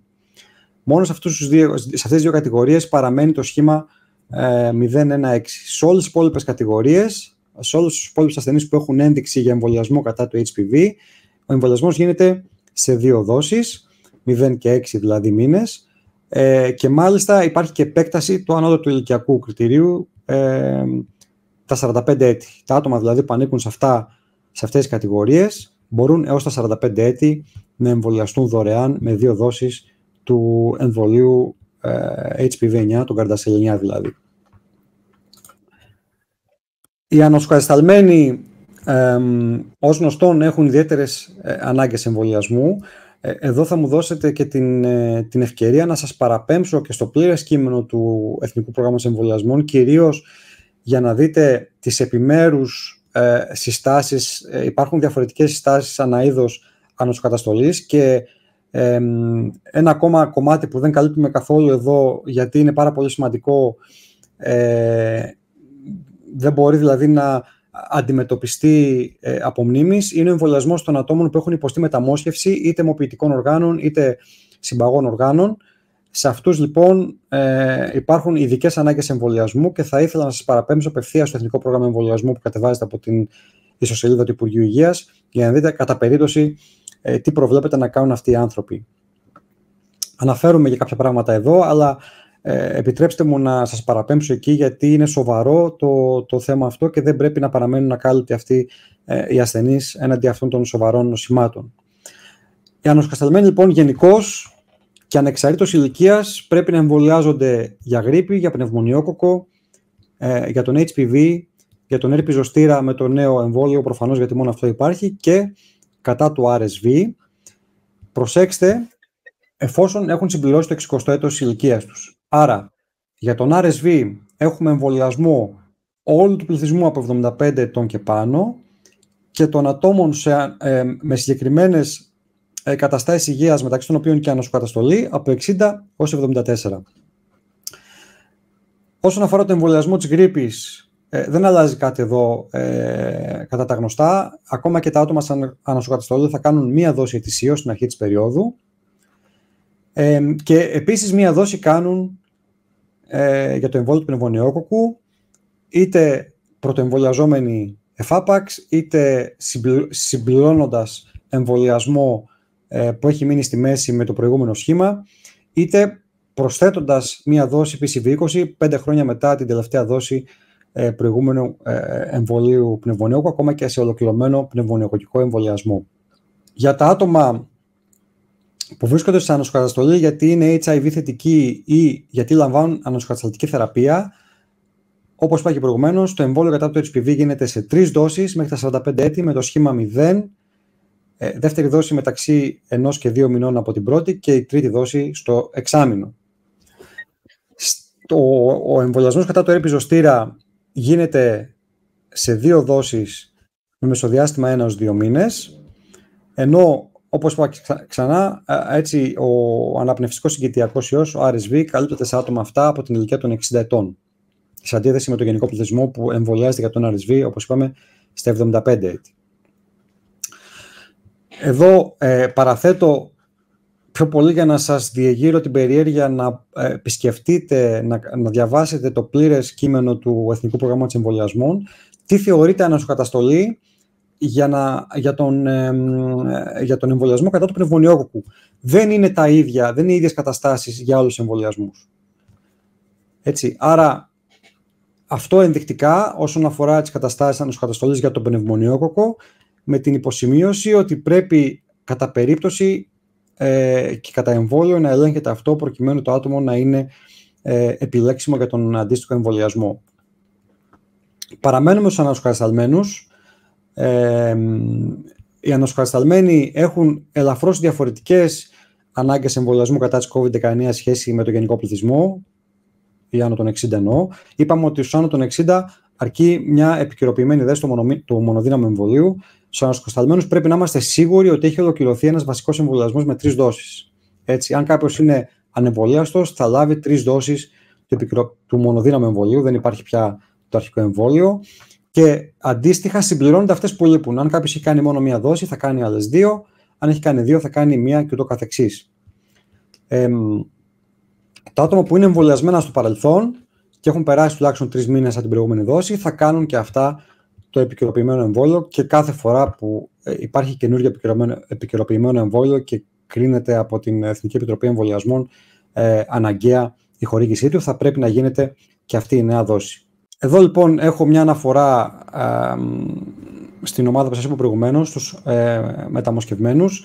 Είναι μια ειδική κατηγορία, ας πούμε, ανοσοκατασταλμένων, και αναφέρω τον αιμόφυλο της Ινφλουένζας Β γιατί είναι ένα εξαιρετικά σημαντικό εμβόλιο να γίνει σε αυτούς τους ασθενείς. Ο εμβολιασμός γίνεται ιδανικά, πρέπει να έχει ολοκληρωθεί πριν την προγραμματισμένη σπληνεκτομή σε άτομα που πρόκειται να προβούν σε αφαίρεση σπλήνα και το ξέρουν. Αν δεν είναι προγραμματισμένη η σπληνεκτομή, θα πρέπει να γίνει το συντομότερο δυνατό μετά την επέμβαση. Αντίστοιχα, σε μεταμόσχευση μυελού των οστών, αναφέρω ειδικά αυτή την υποπερίπτωση γιατί έχει και ένα ενδιαφέρον. Έτσι, στη μεταμόσχευση μυελού των οστών ουσιαστικά σβήνεται η ανοσολογική μνήμη του ατόμου. Χρειάζεται να κάνει όλα τα εμβόλια σχεδόν από την αρχή των ενηλίκων. Αναφέρεται εδώ ειδικά ο αιμόφυλος Ινφλουένζας, πιο πολύ για να έτσι τονίσουμε ότι πρέπει να γίνει ο εμβολιασμός ανεξάρτητα το αν έχει ξαναγίνει στο παρελθόν. Έτσι, με τη μεταμόσχευση μυελού των οστών πρέπει να ξαναγίνουν ουσιαστικά όλα τα εμβόλια. Η ιδιαίτερη κατηγορία νοσοκατασταλμένων, συγκεκριμένα τα άτομα με ασπληνία, ανεπάρκεια κλασμάτων συμπληρώματος HIV θετική και όσοι λαμβάνουν συγκεκριμένα θεραπεία με αυτά τα 2 μονοκλονικά αντισώματα, έχουν ένδειξη για μηνυκητοδοκικό εμβολιασμό, τόσο με το τετραδύναμο ζευμένο εμβόλιο για τους ορότυπους A, C, W και Y, το οποίο γίνεται σε 2 δόσεις με μεσοδιάστημα 2 μηνών. Εξαίρεση εδώ έχουμε, όπως και προηγουμένως, με την προγραμματισμένη σπληνεκτομή, όπου εδώ ιδανικά θα πρέπει να έχει ολοκληρωθεί ο εμβολιασμός 14 τουλάχιστον μέρες πριν την επέμβαση, αλλά και για τον ορότυπο Β. Έτσι, τα άτομα δηλαδή έχουν ένδειξη για το πλήρες πάνελ κατά του μηνυκιδόκου. Εδώ, εφόσον μιλάμε για ενήλικες, κατάλληλα είναι και τα 2 διαθέσιμα εμβόλια, και το Μπεξέρο και το Τρουμέμπα. Απλώς πρέπει να θυμόμαστε ότι επιλέγουμε είτε το ένα είτε το άλλο. Δεν είναι ανταλλάξιμα μεταξύ τους αυτά τα εμβόλια, γιατί βασίζουν διαφορετική τεχνολογία και έχουν διαφορετικά αντισώματα, διαφορετικά αντιγόνα. Επιλέγετε λοιπόν είτε το ένα είτε το άλλο. Δεν υπάρχουν head-to-head μελέτες που να συγκρίνουν την αποτελεσματικότητά τους, θεωρούνται ισοδύναμα, και καλό να γνωρίζουμε ότι εφόσον αφορούν άτομα που θα κάνουν και το άλλο εμβόλιο, το τετραδύναμο και το μηνυκιδόκο, μπορούν να γίνουν ταυτόχρονα αυτά τα εμβόλια, να κάνουν το ένα στον ένα ώμο και το άλλο στον άλλο. Τελειώνουμε με τους ανοσοκατασταλμένους και πιάνουμε μια πολυπληθή ομάδα πληθυσμού με ιδιαίτερο ενδιαφέρον για τα φαρμακεία, αυτά των χρόνιων ασθενών. Οι χρόνιοι ασθενείς με καρδιαγγειακή νόσο, διαβήτη, πνευμονοπάθεια, ρευματικές νόσους κάνουν εμβόλιο γρίπης και COVID-19, και αυτοί συν τους αλκοολικούς συστηματικούς καπνιστές κάνουν και πνευμονιόκοκκο. Ελπίζω να είναι ξεκάθαρο το χρωματικό κλειδί. Ένδειξη για πνευμονιοκοκκικό εμβολιασμό έχουν μόνο οι αλκοολικοί συστηματικοί καπνιστές. Εκτός δηλαδή από τους προηγούμενους. Οι αλκοολικοί συστηματικοί καπνιστές δεν έχουν ένδειξη δηλαδή για γρίπη και COVID-19. Κατά τα γνωστά εδώ, ό,τι έχουμε προαναφέρει, μία δόση εμβολίου γρίπης ανάλογα με την ηλικία, μία δόση εμβολίου COVID-19 κατά τα οριζόμενα κάθε φορά από την Εθνική Επιτροπή Εμβολιασμού, το τρέχον μονοδύναμο επικαιροποιημένο. Ο πανεμβολιακός εμβολιασμός εδώ γίνεται εφάπαξ, ισχύει ότι είπαμε και προηγουμένως, μία δόση ολοκληρώνει τον εμβολιασμό, μία δόση συμπληρώνει προηγούμενο μερικό εμβολιασμό, μία δόση ολοκληρώνει προηγούμενο ολοκληρωμένο πνευμονιακό εμβολιασμό εφόσον γίνεται 5 χρόνια μετά. Μια παρόμοια υποομάδα του πληθυσμού με χρόνιες αλλά σοβαρότερες κατά τεκμήριο νόσους, δηλαδή σοβαρή καρδιαγγειακή νόσο, χρόνιες σοβαρές αναπνευστικές παθήσεις όπως είναι η ΧΑΠ και το άσθμα, όχι όμως απλά η υπέρταση για παράδειγμα. Θέλουμε χρόνια νεφρική ανεπάρκεια υποαιμοκάθαρση, σαχαρώδη διαβήτη, όχι απλή διάγνωση σαχαρώδη διαβήτη, αλλά με ταυτόχρονη βλάβη οργάνων στόχων, δηλαδή σαχαρώδη διαβήτη και ταυτόχρονα διαβητική νεφροπάθεια, διαβητική νευροπάθεια ή καρδιαγγειακή νόσο, ή σοβαρή νοσογόνο παχυσαρκία, δηλαδή δείκτη μάζας σώματος πάνω από 40, και η ανασοκαταστολή που αναφέρθηκε προηγουμένως. Αυτά τα άτομα, συν τους ανασοκατασταλμένους λοιπόν, έχουν ένδειξη για εμβόλιο RSV κάτω από τα 75 έτη, αλλά τουλάχιστον 60. Έτσι. Αυτό θα χρειαστεί λίγο καιρό για να το συνηθίσουμε, θα πω. Ποιοι δηλαδή ασθενείς έχουν ένδειξη εμβολιασμού κατά το RSV χωρίς να έχουν κλείσει τα 75 έτη. Αυτό πρέπει να θυμόμαστε προς το παρόν πάντως, και είναι ένα πρακτικό κομμάτι, είναι το θέμα της συγχορήγησης. Είναι μια, ας πούμε, εξαίρεση στον κανόνα που λέει ότι τα αδρανοποιημένα εμβόλια μπορούν να συγχορηγούνται μεταξύ τους χωρίς περιορισμό. Εδώ και μέχρι νεοτέρας η Εθνική Επιτροπή Εμβολιασμού συστήνει να μην συγχορηγείται το εμβόλιο κατά του RSV με τα εμβόλια γρίπης και κορονοϊού. Αντίθετα, το SPC έχει μελετήσει και επιτρέπει συγχορήγηση με άλλα εμβόλια όπως είναι το Tdap ή το πνευμονιόκοκκο. Μη συγχορήγηση ουσιαστικά σημαίνει διάστημα τουλάχιστον 14 ημερών. Και βλέπουμε, ενδεχομένως να αλλάξει αυτό ίσως στην επόμενη έκδοση του Εθνικού Προγράμματος Εμβολιασμού, δεδομένου ότι οι άλλες χώρες όπως η Αμερική και ο Καναδάς επιτρέπουν και ενθαρρύνουν τη συγχορήγηση. Η τελευταία, θεωρώ, κατηγορία του πληθυσμού με ειδικές ανάγκες εμβολιασμού είναι οι επαγγελματίες υγείας, και όχι μόνο, γιατί και εδώ γίνεται μια παρανόηση συνήθως. Αυτές οι συστάσεις δεν αφορούν μόνο τους επαγγελματίες υγείας, δηλαδή γιατρούς, φαρμακοποιούς, νοσηλευτές, αλλά και όσους εργάζονται σε χώρους παροχής υπηρεσιών υγείας και δεν είναι επαγγελματίες υγείας, όπως είναι για παράδειγμα το διοικητικό προσωπικό, τα συνεργεία καθαρισμού κτλ. Οι ανάγκες εμβολιασμού για αυτά τα άτομα ουσιαστικά αφορούν στη γρίπη, στην COVID-19, στην ηλαρά και στις υπαθήτιδες. Υπάρχουν εδώ και κάποιες ειδικές ανάγκες εμβολιασμού για μηνυκητιδόκοκκο σε άτομα που εργάζονται σε εργαστήρια που κάνουν καλλιέργειες μηνυκητιδόκοκκο. Αυτή είναι εξαιρετικά εξειδικευμένη ομάδα και θεωρώ ότι θα το ξέρουν ήδη, γι' αυτό και δεν πλατιάζω άλλο με αυτούς. Αυτές οι 5 καταστάσεις λοιπόν αφορούν το σύνολο των ατόμων που εργάζονται σε χώρους παροχής υπηρεσιών υγείας. Και εδώ, κατά τα γνωστά, εμβολιαζόμαστε για τη γρίπη κάθε χρόνο με μία δόση, ανάλογα με την ηλικία μας στο αντίστοιχο εμβόλιο, και για την COVID-19 με μία δόση του μονοδύναμου επικαιροποιημένου εμβολίου. Εδώ θυμίζω, το είπαμε ξανά, ότι για εμάς και για όσους εργαζόμαστε σε χώρους παροχής υπηρεσιών υγείας δεν ισχύει το ηλικιακό κριτήριο της απόδειξης ανοσίας για την ηλαρά. Επομένως, πρέπει να έχουμε αποδεδειγμένη ανοσία, η οποία τεκμηριώνεται είτε με καταγεγραμμένη νόσηση, είτε με καταγεγραμμένο εμβολιασμό με 2 δόσεις τουλάχιστον και με τουλάχιστον 28 μέρες μεσοδιάστημα. Αυτό είναι το ελάχιστο μεσοδιάστημα. Δεν μας ενδιαφέρει το μέγιστο. Μπορεί κάποιος να έχει κάνει μία δόση στην παιδική του ηλικία και μία δόση σήμερα, θεωρείται επαρκώς εμβολιασμένος για την ηλαρά και δεν χρειάζεται να επαναλάβει το σχήμα από την αρχή.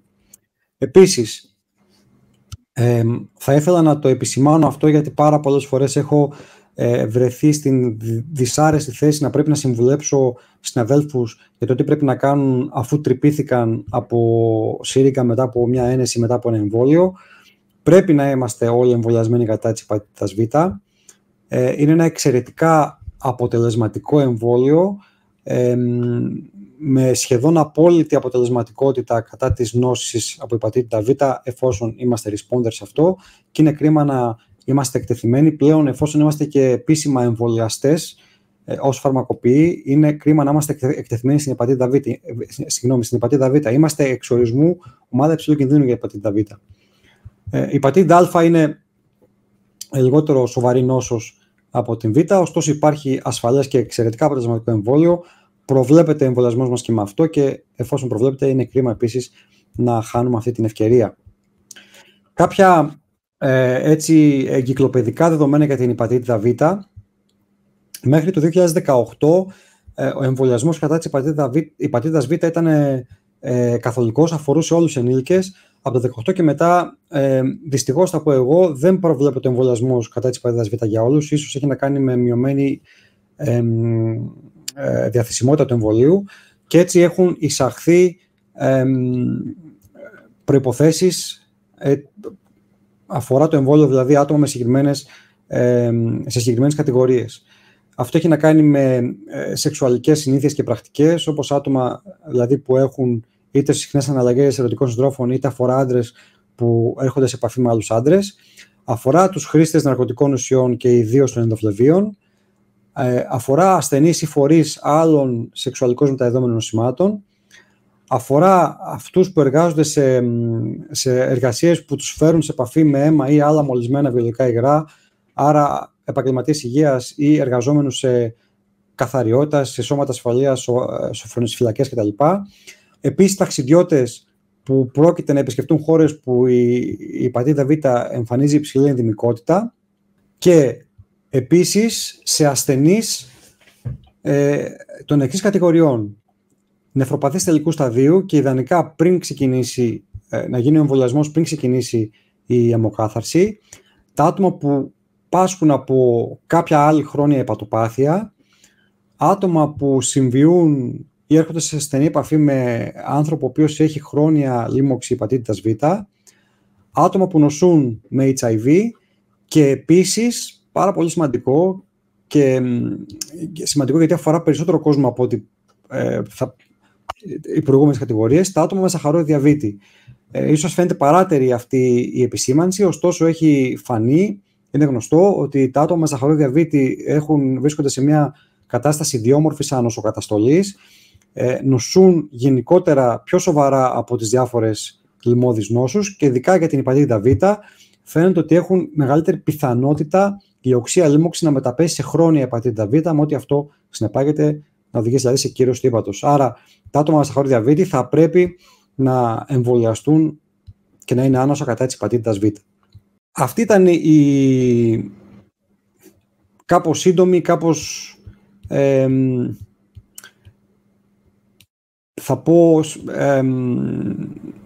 ομαδοποιημένη αναφορά στο Εθνικό Πρόγραμμα Εμβολιασμού, και στη συνέχεια θα προσπαθήσω να προλάβω κάποιες ερωτήσεις που ενδεχομένως έχετε και ίσως να αποσαφηνίσουμε κάποια ζητήματα που συχνά ανακύπτουν και στην διαδικτυακή συζήτηση που κάνουμε κατά καιρούς και στις διαζώσεις επαφές. Το μόνιμο διαρκές πρόβλημα και μόνιμη πηγή παρεξήγησης είναι η συγχορήγηση των εμβολίων. Ποια εμβόλια μπορούν να συγχορηγηθούν? Η εύκολη απάντηση είναι ότι όλα μπορούν να συγχορηγηθούν, ωστόσο σε κάθε κανόνα, όπως ξέρετε, υπάρχουν ορισμένες εξαιρέσεις. Ξεκινάμε όμως έχοντας στο μυαλό μας ότι κατά κανόνα τα περισσότερα εμβόλια μπορούν να συγχορηγηθούν. Οι βασικές εξαιρέσεις είναι οι εξής. Μάλλον οι βασικοί κανόνες είναι οι εξής. Και εδώ έρχεται και η χρησιμότητα της διάκρισης των εμβολίων που κάναμε σε αδρενοποιημένα και ζωντανά, έτσι ώστε να έχουμε στο μυαλό μας αμέσως και πώς συνδυάζονται αυτά μεταξύ τους. Ο κανόνας λοιπόν λέει ότι 2 αδρενοποιημένα ή 3 ή 4 αδρενοποιημένα εμβόλια δεν έχουν μεταξύ τους κανένα χρονικό περιορισμό. Μπορούν δηλαδή να χορηγηθούν είτε την ίδια μέρα, είτε 2 συνεχόμενες μέρες, είτε με οποιοδήποτε χρονικό περιθώριο μεταξύ τους χωρίς κανένα πρόβλημα. Το ίδιο ισχύει και στο συνδυασμό ενός αδρενοποιημένου με ένα ζωντανό. Μπορεί να χορηγηθούν την ίδια μέρα, την επόμενη και μεθεπόμενη κτλ. Δεν υπάρχει δηλαδή ιατρική ανάγκη για την εισαγωγή οποιοδήποτε αυθαίρετου μεσοδιαστήματος. Ο μόνος κανόνας που προβλέπει μεσοδιάστημα είναι αυτός της χορήγησης 2 ή περισσότερων ζωντανών εμβολίων ταυτόχρονα. Αυτά μπορούν να γίνουν ταυτόχρονα, 2 ζωντανά εμβόλια. Π.χ. αν κάποιος χρειαστεί να κάνει ένα MMR και ένα Varivax, μπορεί να τα κάνει ταυτόχρονα. Αν δεν τα κάνει όμως ταυτόχρονα, τότε θα πρέπει να μεσολαβήσει τουλάχιστον ένας μήνας μεταξύ τους. Και αυτό γιατί οι ιντερφερόνες που θα παραχθούν από το ζωντανό πρώτο εμβόλιο θα αχρηστέψουν ουσιαστικά το δεύτερο, αν αυτό γίνει πολύ γρήγορα. Οι ιντερφερόνες δεν παράγονται όμως στα αδρανοποιημένα εμβόλια, παράγονται στα ζωντανά, γιατί το ζωντανό εμβόλιο είναι ένας ζωντανός μικροοργανισμός ο οποίος αναπαράγεται έστω περιορισμένα στον οργανισμό μας και άρα διεγείρει και άλλους μηχανισμούς των νοσοποιητικού σε σχέση με τα αδρανοποιημένα εμβόλια. Αυτός είναι ο γενικός κανόνας. Αυτό είναι το blanket statement. Ωστόσο, όπως σας είπα, υπάρχουν κάποιες εξαιρέσεις. Πριν την έλευση του 20δύναμου συζευμένου πνευμονιοκοκκικού εμβολίου, είχαμε το Prevenar και το Pneumovax, 2 αδρανοποιημένα εμβόλια. Αυτά αποτελούσαν την πρώτη εξαίρεση. Δεν υπήρχε καμία περίπτωση που να προβλέπεται συγχορήγηση αυτών των 2 εμβολίων. Θα θυμάστε πολύ καλά ότι υπήρχε ελάχιστο μεσοδιάστημα, το οποίο ήταν 1 έτος στους ανοσοεπαρκείς και 2 μήνες στους ανοσοκατασταλμένους και σε αυτούς που είχαν κάποιες συγκεκριμένες καταστάσεις. Δεν ισχύει πια αυτό. Έχει ευτυχώς απλοποιηθεί πάρα πολύ ο εμβολιασμός για τον πνευμονιόκο, ωστόσο είναι μια τέτοια εξαίρεση. Άλλη εξαίρεση, η οποία δεν είναι βέβαια σκληρή, υπό την έννοια ότι δεν αναφέρεται σε κάποιο SPC, αλλά αποτελεί σύσταση κάποιων ειδικών, είναι να αποφεύγεται το αυθαίρετο μεσοδιάστημα ή μικρότερο μεσοδιάστημα από 28 ημέρες σε όσα εμβόλια την χάνει να έχουν κοινό αντιγόνο. Τέτοια, για παράδειγμα, είναι το τετραδύναμο τετάνου διφθεράδας κοκκίτη και του τετραδύναμου συζευμένου κατά του μηνυκιδόκου, γιατί τα συζευμένα εμβόλια και του μηνυκιδόκου και του πνευμονιόκου περιέχουν ως πρωτεΐνη σύζευξης είτε αντιγόνο είτε το τοξοειδές διφθερίδας είτε του τετάνου. Επομένως, μπορούμε να τα κάνουμε μαζί, αλλά αν δεν τα κάνουμε μαζί, υπάρχει ο κίνδυνος τα αντισώματα που θα έχουν προκληθεί από το πρώτο εμβόλιο έναντι του αντιγόνου της διφθερίδας ή του τετάνου να αδρανοποιήσουν το δεύτερο εμβόλιο άμα γίνει πολύ γρήγορα. Για τη συγχορήγηση αντιγρυπικού και πνευμονιόκοκου κάθε χρόνο κάνουμε την ίδια συζήτηση. Δεν απαγορεύεται η συγχορήγηση αυτή. Το όλο ζήτημα κατά καιρούς που ανακύπτει γίνεται γιατί σε κάποιες μελέτες φαίνεται ότι αυτή η συγχορήγηση μπορεί να οδηγήσει σε χαμηλότερο τίτλο αντισωμάτων για κάποιους από τους ορότυπους του πνευμονιόκου, χωρίς όμως να ξέρουμε αν αυτό είναι κλινικά σημαντικό. Δηλαδή, μετρήσαμε λίγο χαμηλότερο τίτλο, δεν μετρήσαμε ποτέ μικρότερη προστασία, δηλαδή δεν μετρήσαμε αυξημένη νοσηρότητα πνευμονιόκου. Εδώ η συμβουλή μου πάντα είναι η εξής. Αν είστε σίγουροι ότι ο άνθρωπος αυτός που έρχεται να εμβολιαστεί και με τα 2 εμβόλια θα ξανάρθει τον άλλο μήνα, είναι δικό σας πελάτης, θα τον βλέπετε συχνά κτλ., τότε μπορείτε να επιλέξετε να χωρίσετε τα εμβόλια μεταξύ τους. Αν όμως έχετε έστω και την παραμικρή υποψία ότι μπορεί να χαθεί η ευκαιρία εμβολιασμού, και συνήθως έτσι γίνεται, έτσι η έρευνα δείχνει ότι οι αναβολές, όταν αναβάλλεται εμβολιασμό, σε πολύ μεγάλο ποσοστό δεν πραγματοποιείται και ποτέ. Τα εμβόλια παραμένουν χωρίς να γίνονται. Αν μπορείτε λοιπόν εσείς το ξέρετε αυτό, εσείς ξέρετε και τους ασθενείς σας, αν είστε σίγουροι ότι δεν θα τον χάσετε, μπορείτε να τα χωρίσετε μεταξύ τους. Αν έχετε έστω και την παραμικρή αμφιβολία για αυτό, τα κάνετε ταυτόχρονα σε διαφορετικό ανατομικό σημείο και είσαστε OK και δεν φοβάστε τίποτα. Πλέον, είπαμε ξανά, αφορά εμάς προς το παρόν, στο εξωτερικό όχι τόσο, αλλά οφείλουμε να το αναφέρουμε. Αποτελεί εξαίρεση στη συγχορήγηση τα εμβόλια κατά του RSV τα καινούργια με τα εμβόλια γρίπης και κορονοϊού, μέχρι νεοτέρας. Στην επόμενη διαφάνεια, αυτή η διαφάνεια πλέον τείνει να χάσει την πρακτικότητά της. Προέρχεται από δημοσίευση του 2012 και πλέον πολλά από τα εμβόλια που περιλαμβάνει δεν κυκλοφορούν πια. Για παράδειγμα, τα εμβόλια του πνευμονιόκου δεν κυκλοφορούν ή κυκλοφορούν, αλλά δεν γίνονται πια. Δεν γίνεται το PCV13 και το PPSV23. Άρα πολλά από αυτά που λέγονται εδώ δεν έχουν άμεση αξία. Ωστόσο, η αξία αυτής της διαφάνειας έγκυται στο ότι τελικά η σωστή δράση, η σωστή ενέργεια κάθε φορά που έχουμε ένα περιστατικό όπου ένα εμβόλιο έχει μείνει εκτός ψυγείου για κάποιες ώρες ή ένα εμβόλιο μπήκε στην κατάψυξη ή οτιδήποτε, δεν κάνουμε τίποτα άλλο παρά να επικοινωνήσουμε αμέσως με την εταιρεία, η οποία είναι η μόνη που διαθέτει τα ειδικά δεδομένα θερμοσταθερότητας.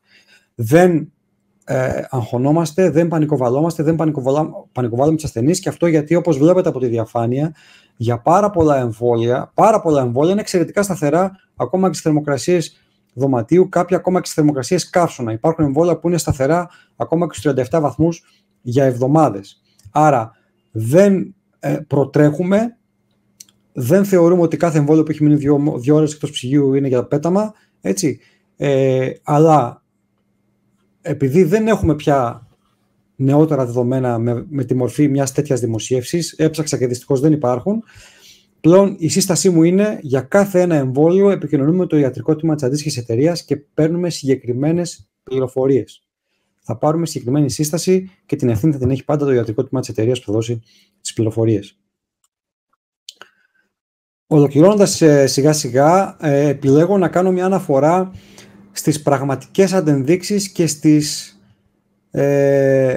αντενδείξεις που νομίζουμε ότι είναι αλλά δεν είναι στην πραγματικότητα. Και αυτό γιατί πολλές από αυτές οδηγούν σε χαμένες ευκαιρίες εμβολιασμού και τελικά σε μη πραγματοποίηση, σε παόριστον αναβολή του εμβολιασμού.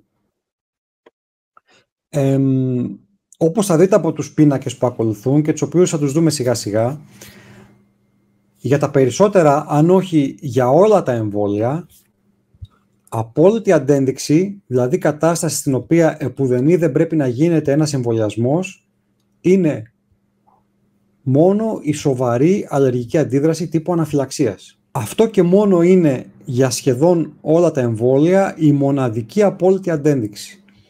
Όλα τα υπόλοιπα που θεωρούμε ότι είναι αντενδείξεις είναι απλά προφυλάξεις. Η διαφορά της αντένδειξης με την προφύλαξη είναι η εξής. Η απόλυτη αντένδειξη αποκλείει τον εμβολιασμό. Η προφύλαξη ουσιαστικά αφήνει την απόφαση αναβολής ή διενέργειας του εμβολιασμού στον θεράποντα ιατρό με βάση εκείνη τη στιγμή τις εξατομικευμένες ανάγκες. Τι εννοώ? Εννοώ ότι, για παράδειγμα, για τις περισσότερες περιπτώσεις, όπως θα δείτε, υπάρχει προφύλαξη στην οξεία, νόσο, μέτριας ή μεγάλη σοβαρότητας με ή χωρίς πυρετό. Εμείς έχουμε μάθει ότι στο εμπύρετο αναβάλλεται ο εμβολιασμός. Είναι σημαντικό να ξέρουμε γιατί γίνεται αυτό. Κανείς δεν πρόκειται να πάθει ποτέ τίποτα αν εμβολιαστεί ενώ έχει εμπύρετο.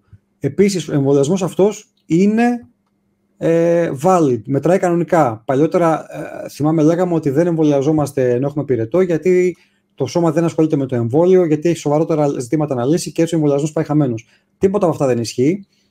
Ο εμβολιασμός προκαλεί ανασωαπάτηση κανονικά. Ο λόγος που πολλές φορές οι γιατροί επιλέγουν να αναβάλουν ένα εμβολιασμό μέχρι το άτομο να είναι καλύτερα είναι για διαγνωστικούς λόγους. Δηλαδή, στο ενδεχόμενο π.χ. ο εμβολιασμός να προκαλέσει ένα εμπύρετο ή μια κακουχία ενώ το άτομο δεν είναι ήδη καλά, δεν θα ξέρω ο γιατρός αν το νέο εμπύρετο είναι από το εμβόλιο ή αν είναι από υποτροπή της νόσου. Και προκειμένου π.χ. να αποφύγει αχρίαστη χορήγηση, για παράδειγμα, αντιβιωτικών, εγώ αυτό θα σκεφτόμουν εν προκειμένου, επιλέγει να αναβάλει για μερικές μέρες τον εμβολιασμό και να τον κάνει αργότερα. Ωστόσο, υπάρχουν περιπτώσεις που ο εμβολιασμός δεν είναι προς το συμφέρον του ατόμου να αναβληθεί. Όπως π.χ. κάποιος νοσηλεύεται σε σοβαρή κατάσταση στο νοσοκομείο και υπάρχει μια τοπική έξαρση επιδημίας. Εκεί μπορεί να επιλέξει ο γιατρός να εμβολιάσει ένα άτομο παρότι νοσεί με μια οξεία νόσο ακόμα και μεγάλη σοβαρότητας, γιατί θα πρέπει να προστατευτεί και από το νέο κίνδυνο και ούτω καθεξής. Βλέπετε εδώ για παράδειγμα στο HPV ότι η εγκυμοσύνη είναι στις προφυλάξεις. Αυτό τι σημαίνει? Σημαίνει ότι αν ξέρουμε ότι ένα άτομο, μια γυναίκα είναι έγκυος, δεν θα επιλέξουμε εν γνώση μας να την εμβολιάσουμε. Αν όμως κατά τη διάρκεια της εγκυμοσύνης προκύψει ανάγκη εμβολιασμού, γιατί π.χ. ανήκει σε μια από τις ομάδες ψηλού κινδύνου, μπορεί να επιλέξει ο γιατρός να την εμβολιάσει, χωρίς αυτό να σημαίνει ότι θα βλάψει το έμβριο. Η προφύλαξη δηλαδή, αν δεν υπάρχει ας πούμε ανάγκη εμβολιασμού κατά την εγκυμοσύνη, δεν θα γίνει κατά την εγκυμοσύνη. Όπως βλέπετε και για τα υπόλοιπα εμβόλια, ισχύουν τα ίδια. Υπάρχει η εξαίρεση των ζωντανών εμβολίων, όπου πλην της σοβαρής αλλεργικής αντίδρασης σε κάποια τα συστατικά του εμβολίου σε προηγούμενη δόση, αντενδείξεις απόλυτες είναι η εγκυμοσύνη για τα ζωντανά εμβόλια, η σοβαρή ανοσανεπάρκεια, είτε είναι λόγω χημειοθεραπείας ή αγωγής κτλ, ή επίκτητη λόγω HIV, ή αν υπάρχει οικογενειακό ιστορικό με γενετικής μορφής, ας πούμε, άνοσο-ανεπάρκεια. Αξίζει εδώ να σημειωθεί πάντως ότι τόσο για το εμβόλιο κατά της λαράς, όσο και το εμβόλιο κατά της ανεμοβλογιάς, που θα το δούμε στη συνέχεια, ο εμβολιασμός κατά λάθος κατά τη διάρκεια της εγκυμοσύνης δεν αποτελεί επουδενή λόγο διακοπής της κοίησης, γιατί το έχω ακούσει και αυτό. Όχι, τι θα κάνουμε, δεν ήξερα ότι είμαι έγκυος, εμβολιάστηκα, τώρα που θα χάσω το παιδί. Όχι, και αυτό αναφέρεται ρητά στο Εθνικό Πρόγραμμα Εμβολιασμού, γιατί ουδέποτε έχει καταγραφεί στα χιλιάδες περιστατικά εμβολιασμού εγγύων που εμβολιάστηκαν ενώ ήταν έγκυος χωρίς να το ξέρουν, με αυτά τα εμβόλια ουδέποτε έχει καταγραφεί πρόκληση προβλήματος στο έμβριο. Άρα, ναι, μεν για λόγους ασφαλείας δεν εμβολιάζουμε εν γνώση μας κατά τη διάρκεια της εγκυμοσύνης, αν όμως προκύψει τέτοιος εμβολιασμός από λάθος, αυτός δεν αποτελεί επουδενή λόγω διακοπής της κοίησης.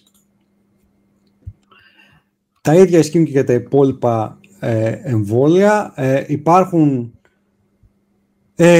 κάποιες επίσης εξίσου διαφοροποιήσεις. Για παράδειγμα, στο Tdap, το εμβόλιο κατά του τετάνου θηρίδας κοκκίτη, πέραν της σοβαρής αλλεργικής αντίδρασης, απόλυτη αντένδειξη υπάρχει, είναι και το ιστορικό εγκεφαλοπάθειας, η οποία έχει επισυμβεί εντός μιας εβδομάδας από προηγούμενη δόση και η οποία δεν κατέστη δυνατό να αποδοθεί αλλού. Εδώ για λόγους προληπτικούς, παρότι η εγκεφαλοπάθεια από εμβόλιο κοκκίτη ήταν ουσιαστικά μια ανεπιθύμητη ενέργεια που είχε αποδοθεί παλιά στο ολοκυταρικό εμβόλιο, το οποίο σταμάτησε να γίνεται δεκαετία του 80. Για λόγους ασφαλείας, λοιπόν, ισχύει και έχει κληροδοτηθεί αυτή η απόλυτη αντένδειξη και στα νεότερα εμβόλια, τα κυταρικά του κοκκίτη. Και για το εμβόλιο της ανεμοβλογιάς ισχύουν οι ίδιες αντενδείξεις και οι ίδιες προφυλάξεις εν πολλοίς με της ηλαράς. Εδώ μια ακόμα προφύλαξη για το εμβόλιο της ανεμοβλογιάς είναι η λήψη συγκεκριμένων αντιοικών φαρμάκων, όπως είναι η κυκλοβίρη, η βαλακυκλοβίρη, τα εμβόλια δηλαδή που δίνουμε κατά το ερπιζοστήρα, και αυτό γιατί ο ιός ανεμοβλογιάς ανήκει στους ερπιτοϊούς και άρα είναι επιρρεπής, είναι ευαίσθητος σε αυτά τα φάρμακα. Επομένως, η λήψη των φαρμάκων αυτών κοντά στον εμβολιασμό θα σαμποτάρει ουσιαστικά, θα μειώσει ή μπορεί και να ακυρώσει εντελώς την αποτελεσματικότητα του εμβολίου. Και αντίστοιχα ισχύουν για το εμβόλιο του ερπιζοστήρα. Εδώ όμως αυτή η διαφάνεια είναι λίγο outdated. Αφορά το προηγούμενο εμβόλιο κατά το ερπιζοστήρα, το ζωντανό. Οπότε εδώ έχουμε και τις ίδιες, είχαμε τις ίδιες αντενδείξεις και προφυλάξεις με το εμβόλιο της ανεμοβλογιάς. Και τέλος εδώ, αντίστοιχα, ένας πίνακας που μας δείχνει πού κάνουμε λάθος συνήθως, δηλαδή τι θεωρούμε ότι είναι αντένδειξη ενώ δεν είναι. Είναι ένας πίνακας που συμπληρώνει τον προηγούμενο και ουσιαστικά μας δείχνει ότι καταστάσεις όπως είναι ήπια νόσος, είμαι λίγο συναχωμένος, μπορεί να έχω και 10 κτλ. Στις περισσότερες περιπτώσεις, στις περισσότερες φορές θα ακούσουμε ότι αναβάλλεται ο εμβολιασμός, ενώ στην πραγματικότητα δεν θα έπρεπε να αναβάλλεται, γιατί όλα αυτά είναι χαμένες ευκαιρίες εμβολιασμού που οδηγούν τελικά σε επάωρους στον αναβολή του εμβολιασμού. Και άλλες επίσης καταστάσεις που είναι εύκολο να καταλάβει κανείς γιατί δεν ισχύουν. Για παράδειγμα, κάποιος παίρνει αντιβιωτικά. Για ποιο λόγο η αγωγή με αντιβιωτικά θα έπρεπε να οδηγήσει σε αναβολή του εμβολιασμού? Δεν μπορεί να επηρεάσει η λήψη αντιβίωση άλλων φαρμάκων ένα μη αδρανοποιημένο εμβόλιο, για παράδειγμα. Έτσι, ακόμα και αντιοικά φάρμακα να παίρνει κανείς, δεν μπορεί να επηρεάσει την αποτελεσματικότητα ενός μη ζωντανού εμβολίου. Όχι απλά μη ζωντανού εμβολίου, ενός εμβολίου που δεν βασίζεται στον ιό της ανεμοβλογιάς, γιατί μόνο αυτός ο ιός επηρεάζεται από τα αντιοικά. Επίσης, αλλεργίες άσχετες με το συγκεκριμένο εμβόλιο δεν προδιαθέτουν για αλλεργία στο εμβόλιο. Έτσι, είμαι αλλεργικός στην πενικυλίνη, άρα δεν κάνω εμβόλιο. Αυτά δεν υπάρχουν. και ούτω καθεξής. Ας πούμε για τον HPV που θα μας απασχολήσει περισσότερο από εδώ και πέρα, γιατί έχει διευρυνθεί πάρα πολύ η βάση των ατόμων που θα εμβολιαστούν για αυτό το εμβόλιο. Καταστάσεις όπως η ανοσοκαταστολή, όπως ακόμα και η τρέχουσα λίμωξη με HPV, όπως ο θυλασμός κτλ., δεν αποτελούν αντενδείξεις, ίσα-ίσα είναι ενδείξεις για τον εμβολιασμό. Μπορεί να μην δρά το εμβόλιο αυτό θεραπευτικά κατά της λίμωξης, ωστόσο προστατεύει από τα υπόλοιπα στελέχη από τα οποία δεν έχει προσβληθεί ακόμα το άτομο, και επίσης καλύπτει και το αρκετά μεγάλο, η αλήθεια είναι, ενδεχόμενο να μην ακολουθήσει φυσική ανοσία. Οι άντρες έχουν μηδενική πιθανότητα να αποκτήσουν ανοσία μετά από τη λίμωξη με κάποιο στελέχος HPV. Δεν κάνουν ανοσία. Οι γυναίκες περίπου 1 στις 3 δεν κάνει ανοσία. Επομένως, ακόμα και ιστορικό λίμωξης από HPV, ακόμα και από αγκογόνα στελέχη, δεν αποκλείει μετέπειτα εμβολιασμό με το ίδιο εμβόλιο. Εδώ θα αναφέρουμε τις γρίπης στον εμβολιασμό, για τον οποίο παλιότερα λέγαμε ότι η αλλεργία στο αυγό, η απλή αλλεργία στο αυγό αποτελεί λόγω μη εμβολιασμού. Στην πραγματικότητα, λόγω αναβολής ή λόγω μη εμβολιασμού αποτελεί η αλλεργία αναφυλακτικού τύπου. Πλέον τα εμβόλια, ακόμα και αυτά που καλλιεργούνται σε αυγά, δεν είναι ικανά να προκαλέσουν αλλεργικές αντιδράσεις σε άτομα που έχουν μη σοβαρή αλλεργία, αλλά ακόμα και για αυτά τα άτομα, το Εθνικό Πρόγραμμα Εμβολιασμού προβλέπει τον εμβολιασμό τους με το εμβόλιο που αναπτύσσεται σε κυταρική καλλιέργεια. Αυτά μπορούν να εμβολιάζονται κανονικά, ακόμα και αν έχουν αναφυλακτικού τύπου αλλεργία στο αυγό. Δεν υπάρχει κάτι άλλο άξιο αναφοράς σε αυτή τη διαφάνεια. Και πριν περάσω στις δικές ερωτήσεις, ίσως να έχω προλάβει κάποιες από αυτές με αυτή τη διαφάνεια. Η πρώτη αφορά τον εμβολιασμό για την υπατήτητα Β. Οι περισσότεροι από εμάς έχουμε εμβολιαστεί στην παιδική εφηβική ηλικία και ποτέ ξανά έκτοτε, και συχνά ανακύπτει το ερώτημα για το αν χρειάζεται αναμνηστική δόση για αυτό το εμβόλιο. Δεν έχει προκύψει τέτοια ανάγκη. Οι μελέτες που έχουν γίνει μέχρι στιγμής δείχνουν ότι η ανοσία από τον αρχικό εμβολιασμό για αυτούς που έχουν κάνει αντισώματα, γιατί υπάρχει και ένα ποσοστό non-responders, ατόμων που δεν απαντούν δηλαδή, που μπορεί να φτάσει στο 10%, αλλά αν έχεις κάνει αντισώματα μετά τον εμβολιασμό, αυτά φαίνεται ότι επιμένουν για 30 και 40 χρόνια μετά, και έτσι δεν έχει τεκμηριωθεί ανάγκη επαναληπτικού αναμνηστικού εμβολιασμού. Για αυτούς που δεν έχουν κάνει αντισώματα μετά την πρώτη σειρά εμβολιασμού, προβλέπεται επανεμβολιασμός, κατά προτίμηση με εμβόλιο άλλης εταιρείας. Συνήθως αυτοί που δεν κάνουν αντισώματα την πρώτη φορά, περίπου το 50% αυτών θα κάνει τη δεύτερη. Υπάρχει ένα μικρό ποσοστό ατόμων πάντως που για κάποιο λόγο δεν κάνουν ανοσομετατροπή, δηλαδή δεν παράγουν αντισώματα μετά τον εμβολιασμό. Για αυτούς, πέραν της προσπάθειας ξανά εκ νέου εμβολιασμού, δεν υπάρχει κάτι άλλο που μπορούν να κάνουν. Όσον αφορά τον αντιγρυπικό εμβολιασμό, πόσες είναι οι δόσεις του αντιγρυπικού εμβολίου? Δεν το πιστεύω ότι ακόμα και σήμερα, τόσα χρόνια μετά, καλούμαστε να απαντάμε κάθε χρόνο την ίδια ερώτηση. Οι δόσεις για τους ενήλικες είναι πάντα μία στην αρχή της περίοδου. Δεν προβλέπεται για κανένα ενήλικο καμίας κατάστασης δεύτερη δόση εμβολιασμού, ούτε καν για τους ανοσοκατασταλμένους. Επισήμως τουλάχιστον δεν προβλέπεται.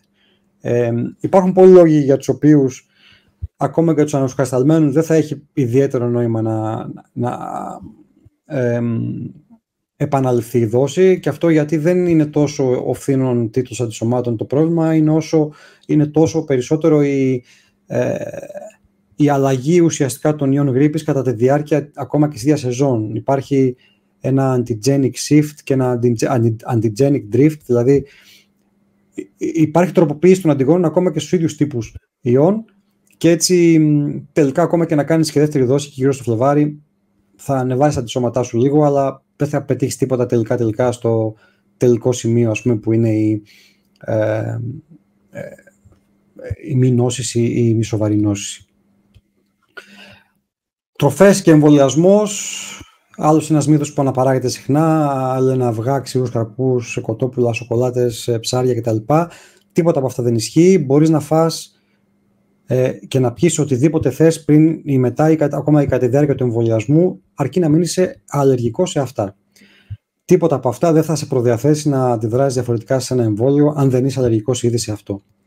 Και τέλος, για το ατανικό εμβόλιο, Μια ερώτηση που μου γίνεται συχνά, τι γίνεται αν κάποιος δεν έχει εμβολιαστεί ποτέ ξανά, δηλαδή έχει κάνει τις δόσεις σαν παιδί, έχει κάνει κάποιες δόσεις στο παρελθόν, αλλά έχει πάρα πολλά χρόνια να ξανακάνει. Δεν κάνει το σχήμα από την αρχή. Καμία δόση εμβολίου δεν πάει χαμένη, έτσι, αυτό πρέπει να θυμόμαστε. Όσα χρόνια και αν έχουν περάσει από την προηγούμενη αναμνηστική δόση, απλά κάνει αυτή που χρωστάει, την τρέχουσα, και μετράει 10 χρόνια από αυτή. Εδώ ολοκληρώνω. Σας ευχαριστώ πάρα πολύ και είμαι στη διάθεσή σας για ερωτήσεις. Διαμαντή, έχω προσπαθήσει να συγκεντρώσω λίγο, να τις ομαδοποιήσω κάποιες ερωτήσεις. Θα απαντήσω πολύ γρήγορα στην πρώτη που αναφέρουν κάποιοι συνάδελφοι για το αν θα υπάρχει διαθέσιμο το υλικό on demand. Ναι, θα υπάρχει μέσα από το κέντρο του Αρεταίου. Και ακόμη μία ερώτηση είναι τα ποια εμβόλια μπορούμε να κάνουμε σε εγγύους στο φαρμακείο. Η απάντηση βρίσκεται μέσα στο νόμο 5102, μέσα στο ΦΕΚ. Οι φαρμακοποιοί στα φαρμακεία μπορούν να κάνουν το σύνολο των εμβολίων του ΕΠΕ, εκτός από εμβόλια ζώντων εξασθενημένων ιών για τους ασθενείς που είναι νοσοκατασταλμένοι, και όσον αφορά τις εγγύους, το μόνο που μπορεί να γίνει της γρίπης. Το πούμε απλά. Λοιπόν, ξεκινάω με τις... Αλλά ευκαιρία να το τονίσουμε ξανά, γιατί είναι πάρα πολύ σημαντικό. Δεν μπορούν να κάνουν το εμβόλιο του κοκκίτη, αλλά παρακαλώ πολύ να αντιστέλνετε να το κάνουν. Είναι πάρα πολύ σημαντικό. Δεν υπάρχει άλλος τρόπος να προστατευτεί το μωρό. Αυτή είναι το άλλο group ερωτήσεων που αφορά τα εμβόλια του κοκκίτη. Λοιπόν, υπάρχει μια ερώτηση που λέει για κάποια κυρία που δεν είναι έγκυος και δεν έχει κάνει εμβόλιο και έχει κάνει εμβόλιο διφθερίτιδας τετάνου. Μπορεί να κάνει εμβόλιο διφθερίτιδα τέτανο κοκκίτη σε διάστημα μικρότερο της δεκαετίας? Μπορεί να το κάνει με την ευκαιρία ενός τραύματος. Δεν θα πάθει κάτι αν το κάνει. Δηλαδή, δεν ξέρω αν η ερώτηση αφορά το αν θα το επιτρέψει η ηλεκτρονική συνταγογράφηση, αν υπάρχει ιατρικό πρόβλημα. Ιατρικό πρόβλημα δεν υπάρχει. Δεδομένου ότι μια γυναίκα μπορεί να κάνει και κάθε χρόνο, αν θέλει, αν μένει διαδοχικά έγκυος. Αν μείνει 4 φορές έγκυος σε 4 διαδοχικά έτη, θα κάνει 4 TDAP. Άρα ιατρικά δεν υπάρχει πρόβλημα. Αν δεν έχει κάνει εμβόλιο κοκκίτη και νιώθει ότι πρέπει να προστατευτεί, και καλά κάνει γιατί έχουμε έξαρση, μπορεί να το κάνει φυσικά. Άτομο χωρίς κοκκίτη, πόσες δόσεις χρειάζεται? Άτομο χωρίς εμβόλιο κοκκίτη στο παρελθόν, πόσες δόσεις? Δεν έχει κάνει ποτέ ούτε στην παιδική ηλικία, δηλαδή. Δεν προβλέπεται κάτι άλλο, μία δόση, εφάπαξ. Ακόμη μία ερώτηση που αφορά την εγκυμοσύνη είναι αν υπάρχει μια κοπέλα που έχει περάσει για νεμοβλογιά στο παρελθόν, πρέπει να εμβολιαστεί με το σχετικό εμβόλιο για την προστασία της εγκυμοσύνης? Όχι, αν έχει περάσει νεμοβλογιά είναι άνωση εφόρου ζωής. Μπορεί βέβαια να κάνει, όπως θα κάνει τον έλεγχο αντισωμάτων για την ερυθρά, ας ζητήσει και μια νεμοβλογιά, δεν είναι κακό να υπάρχει. Για να δει, αν έχει αντισώματα νεμοβλογιάς είναι ok. Πάλι στο θέμα του κοκκίτη έχουμε για το αν υπάρχει προτινόμενο εμβόλιο για τον κοκκίτη όταν υπάρχει βρέφος στο σπίτι. Οποιοδήποτε από τα διαθέσιμα. Boostrix, Polio, Triaxis, Repevax. Όλα αυτά είναι διαθέσιμα για τον εμβολιασμό ενηλίκων. Επί τη ευκαιρία τώρα το θυμήθηκα, γιατί το βλέπω κατά καιρούς. Βλέπω πολλές φορές να δίνουν συνάδελφοι παιδιατρικά εμβόλια τύπου τετραβάκ και πενταβάκ. Παρακαλώ μην το κάνετε αυτό. Δεν έχουν ένδειξη αυτά τα εμβόλια για ενήλικες. Αν γίνει αυτό το εμβόλιο, προφανώς και προκαλεί ανοσοαπάτηση και θεωρείται έγκυρος εμβολιασμός, τόσο έχουν μεγαλύτερο κίνδυνο να προκαλέσουν τοπική έντονη αντίδραση, γιατί έχουν μεγαλύτερη δόση παραδόξου τα παιδιατρικά από τα ενηλίκων. Και άντε, αν είναι για σας, ok, την παίρνει την ευθύνη μόνοι σας, αλλά αν το κάνετε σε ασθενή σας, είναι ουσιαστικά χορήγηση σκευάσματος εκτός ενδείξεων και άρα δεν σας καλύπτει καμία αστική ευθύνη, έτσι, ούτε εσάς ούτε γιατρό φυσικά. Και επίσης δεν προκαλεί καμία ευθύνη στην εταιρεία. Αν το εμβόλιο χορηγηθεί εκτός εγκεκριμένων ενδείξεων, ό,τι και να πάθει ασθενής, θα σου πει η εταιρεία γιατί το έκανες. Εγώ το δίνω μέχρι 6 ή μέχρι 8 χρονών, γιατί το δώσω στον ενήλικο, ας πούμε. Ποια είναι τα 2 εμβόλια τα καινούργια για τον RSV? Arexvy και Abrysvo, αν δεν κάνω λάθος. Αυτά πρέπει να είναι. Έχουμε ακόμη 2 ερωτήσεις. Έχουμε και 2 ερωτήσεις που αφορούν τα ζωστήρα. Λέει, όσοι έχουν εμβολιαστεί με ζωσταβάξ, κάνουν κανονικά 2 δόσεις Shingrix? Ναι, πολύ καλή ερώτηση και παράληψη μου δεν το αναφέρω. Ο εμβολιασμός με το Shingrix είναι πάντα με 2 δόσεις. Σε όλους.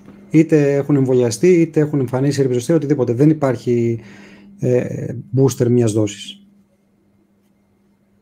Και αν υπάρχει προφανώς στο SPC κάπου καταγεγραμμένη απόσταση συγκρήξη από προηγούμενη νόσηση.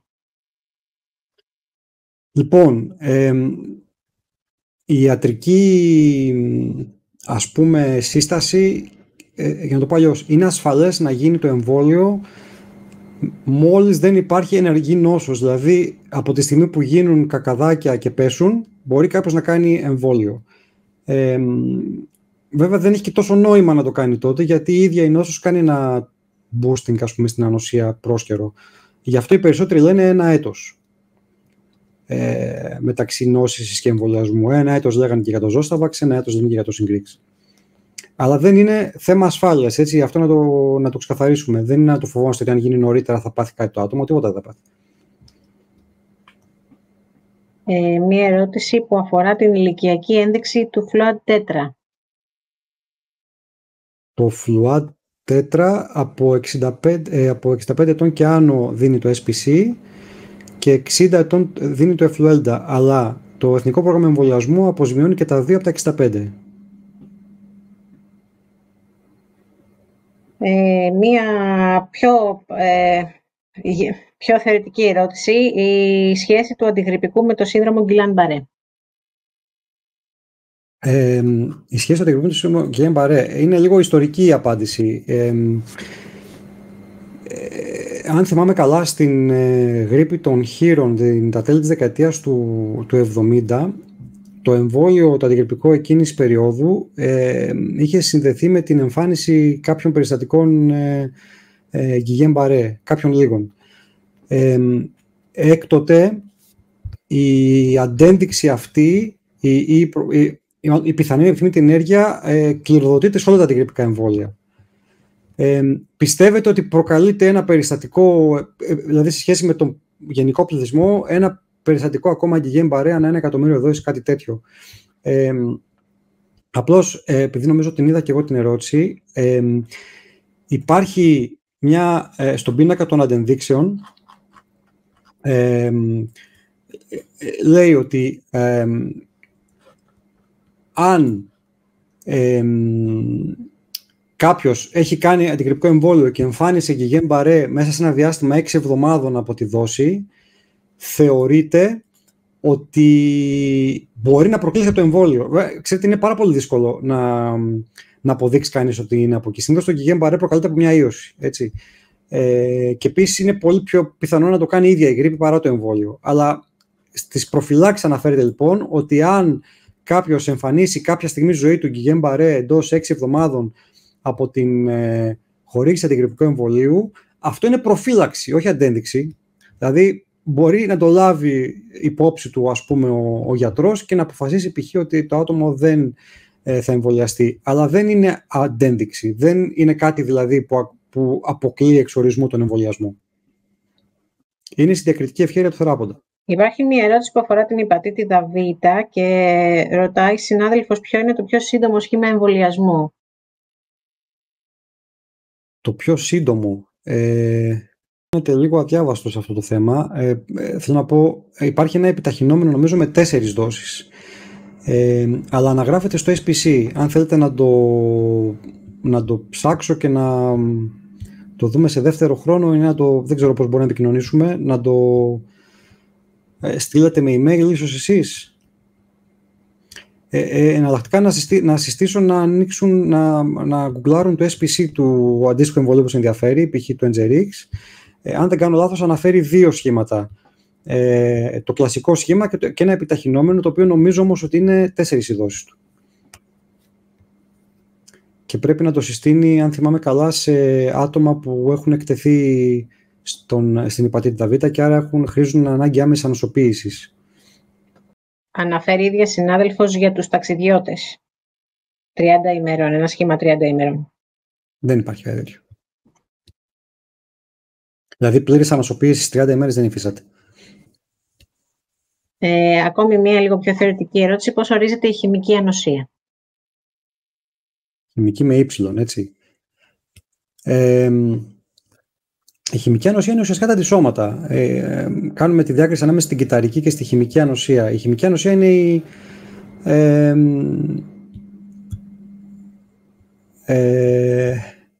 ειδική... Με πιάνει επίσης αδιάβαστο.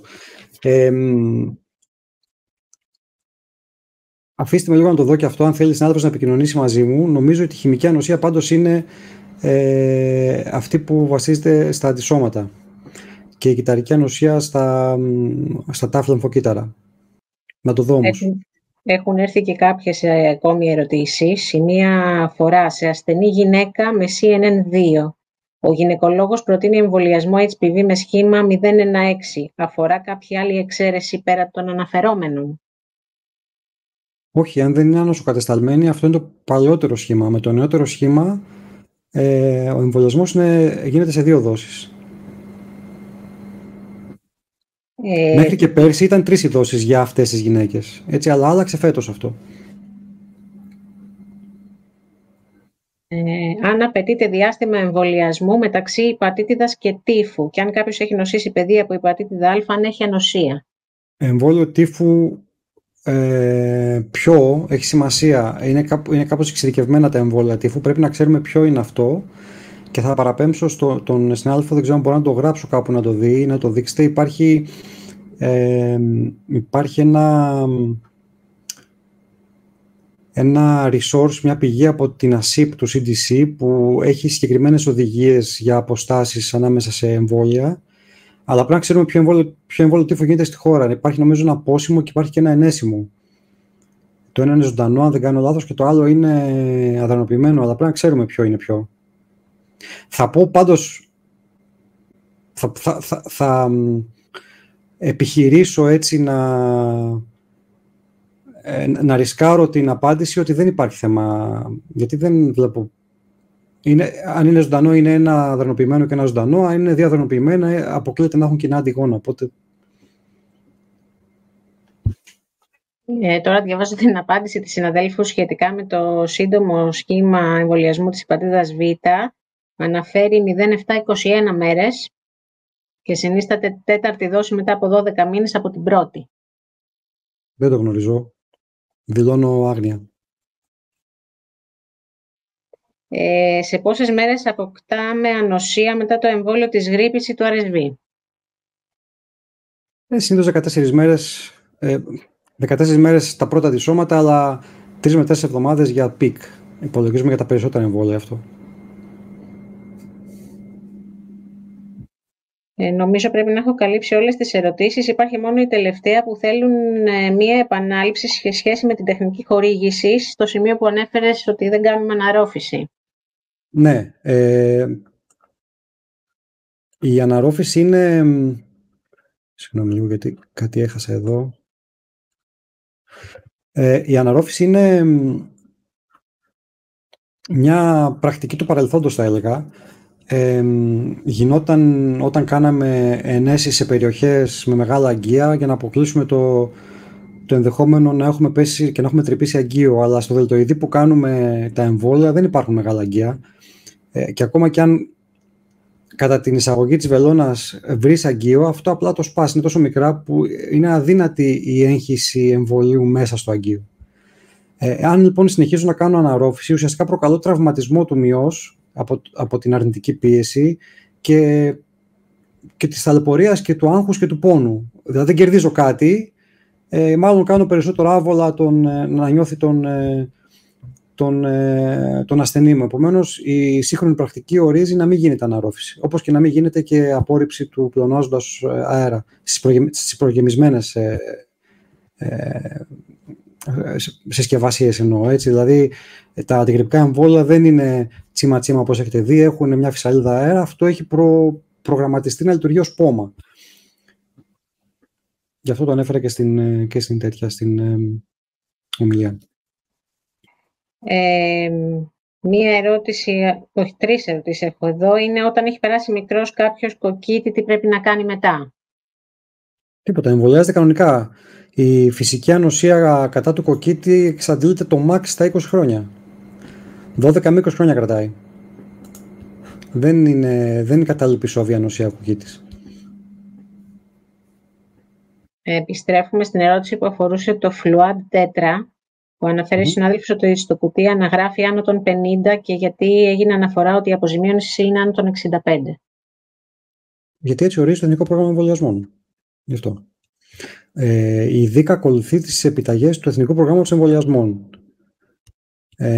Αν τώρα το FLAD έχει πάρει έγκριση άνω των 50, αυτό πιθανότατα έγινε φέτος και δεν το ξέρω, δηλαδή πήρε επέκταση. Πέρσι ήταν άνω των 65 η επίσημη ένδειξη. Αλλά είναι το αντίστοιχο με το Zostavax, αν θυμάστε. Η επίσημη ένδειξη ήταν άνω των 50, αλλά το Εθνικό Πρόγραμμα Εμβολιασμών είναι αποζημιωμένο από 60 και πάνω. Η ΔΥΚΑ που ακολουθεί το Εθνικό Πρόγραμμα Εμβολιασμών.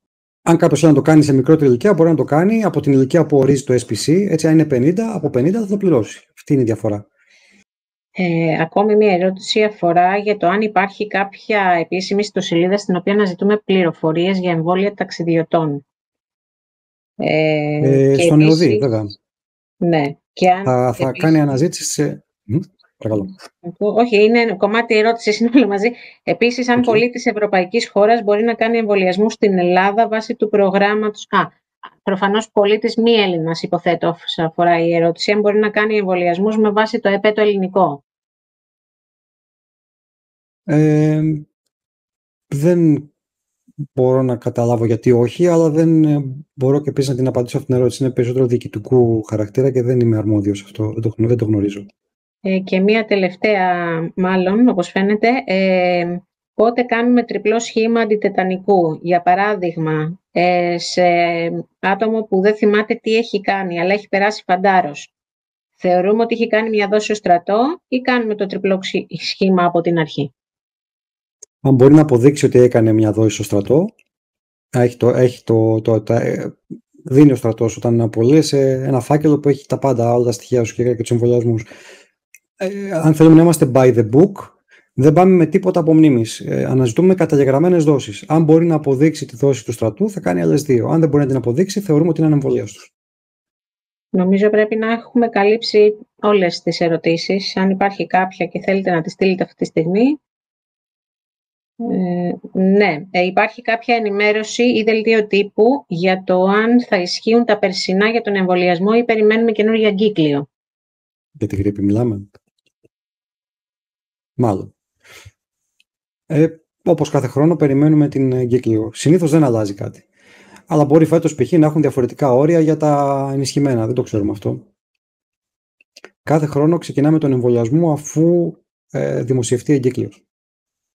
Νομίζω είναι ακόμη μια ερώτηση. Όσοι έχουν κάνει Zostavax πρέπει να κάνουν και συγκρίξ και αν ναι, μετά από πόσο διάστημα, νομίζω ότι την έχουμε απαντήσει αυτή, αλλά αν θέλεις άλλη μια φορά. Αφέρθηκε. Μπορούν να κάνουν, το ΕΠΕ ορίζει τα 5 έτη ως ελάχιστο διάστημα, αλλά λέει επίσης ότι αν είναι το άτομο πάνω από 70 ετών, το διάστημα αυτό μπορεί να είναι μικρότερο. Δεν ορίζει πόσο μικρότερο. Μπορεί να είναι, το απολύτως μικρότερο μπορεί να είναι ένας χρόνος, ας πούμε, να θεωρήσουμε δηλαδή το Zostavax στην ισοδύναμο νόσησης. Δεν έχει κανένα πρόβλημα να κάνει δηλαδή και συγκρίξει. Αλλά είναι τόσο φλού, δεν νομίζω να κοπεί πάντως αυτή η συνταγή. Δηλαδή, αν κάποιος γιατρός γράψει συγκρίξει σε κάποιον που εμβολιάστηκε πέρσι με Zostavax, θα περάσει κανονικά. Προβλέπεται κανονικά ο εμβολιασμός πάντως. Και προβλέπεται εξ αρχής και στην Αμερική, όταν πρωτοκυκλοφόρησε ο συγκρίξη, η οδηγία ήταν να εμβολιαστούν όλοι. Είτε έχουν κάνει Zostavax είτε όχι. Νομίζω πρέπει να έχουμε καλύψει όλες τις ερωτήσεις. Δεν έχει έρθει κάποια καινούργια. Οπότε, αν θέλεις να προσθέσεις εσύ κάτι. Δεν ξέρω πώς μπορούμε λίγο να... Οι ερωτήσεις που δεν ήξερα να απαντήσω, ας πούμε, αυτό με τη χημική ανοσία τώρα με γαργαλάει λιγάκι. Πώς θα μπορούσα να τη στείλω την απάντηση κάπου, αν μπορεί να επικοινωνήσει ο συνάδελφος και να... Έχω κρατήσει το όνομα του συναδέλφου, αν ενδιαφέρει. Μέσω email μπορούμε νομίζω να το κάνουμε. Τέλεια, ωραία. Μα ενημερώνει ο κύριος Στοτός ότι έχουμε το email, οπότε θα απαντήσω εκεί. Ναι. Μία επανάληψη ακόμη ότι το υλικό, όλο αυτό που είδατε σήμερα, θα είναι on demand διαθέσιμο μαγνητοσκοπημένο στο site του ΑΕΤΕΟΥ. Θα θέλαμε να σας ευχαριστήσουμε όλους πάρα πολύ για την συμμετοχή σας, για Μαντή και σένα ιδιαίτερα θερμά. Ευχαριστούμε πάρα πολύ. Και θα πω χρόνια πολλά, εφόσον είναι σήμερα η Παγκόσμια ημέρα εορτασμού του επαγγέλματός μας, και καλούς εμβολιασμούς.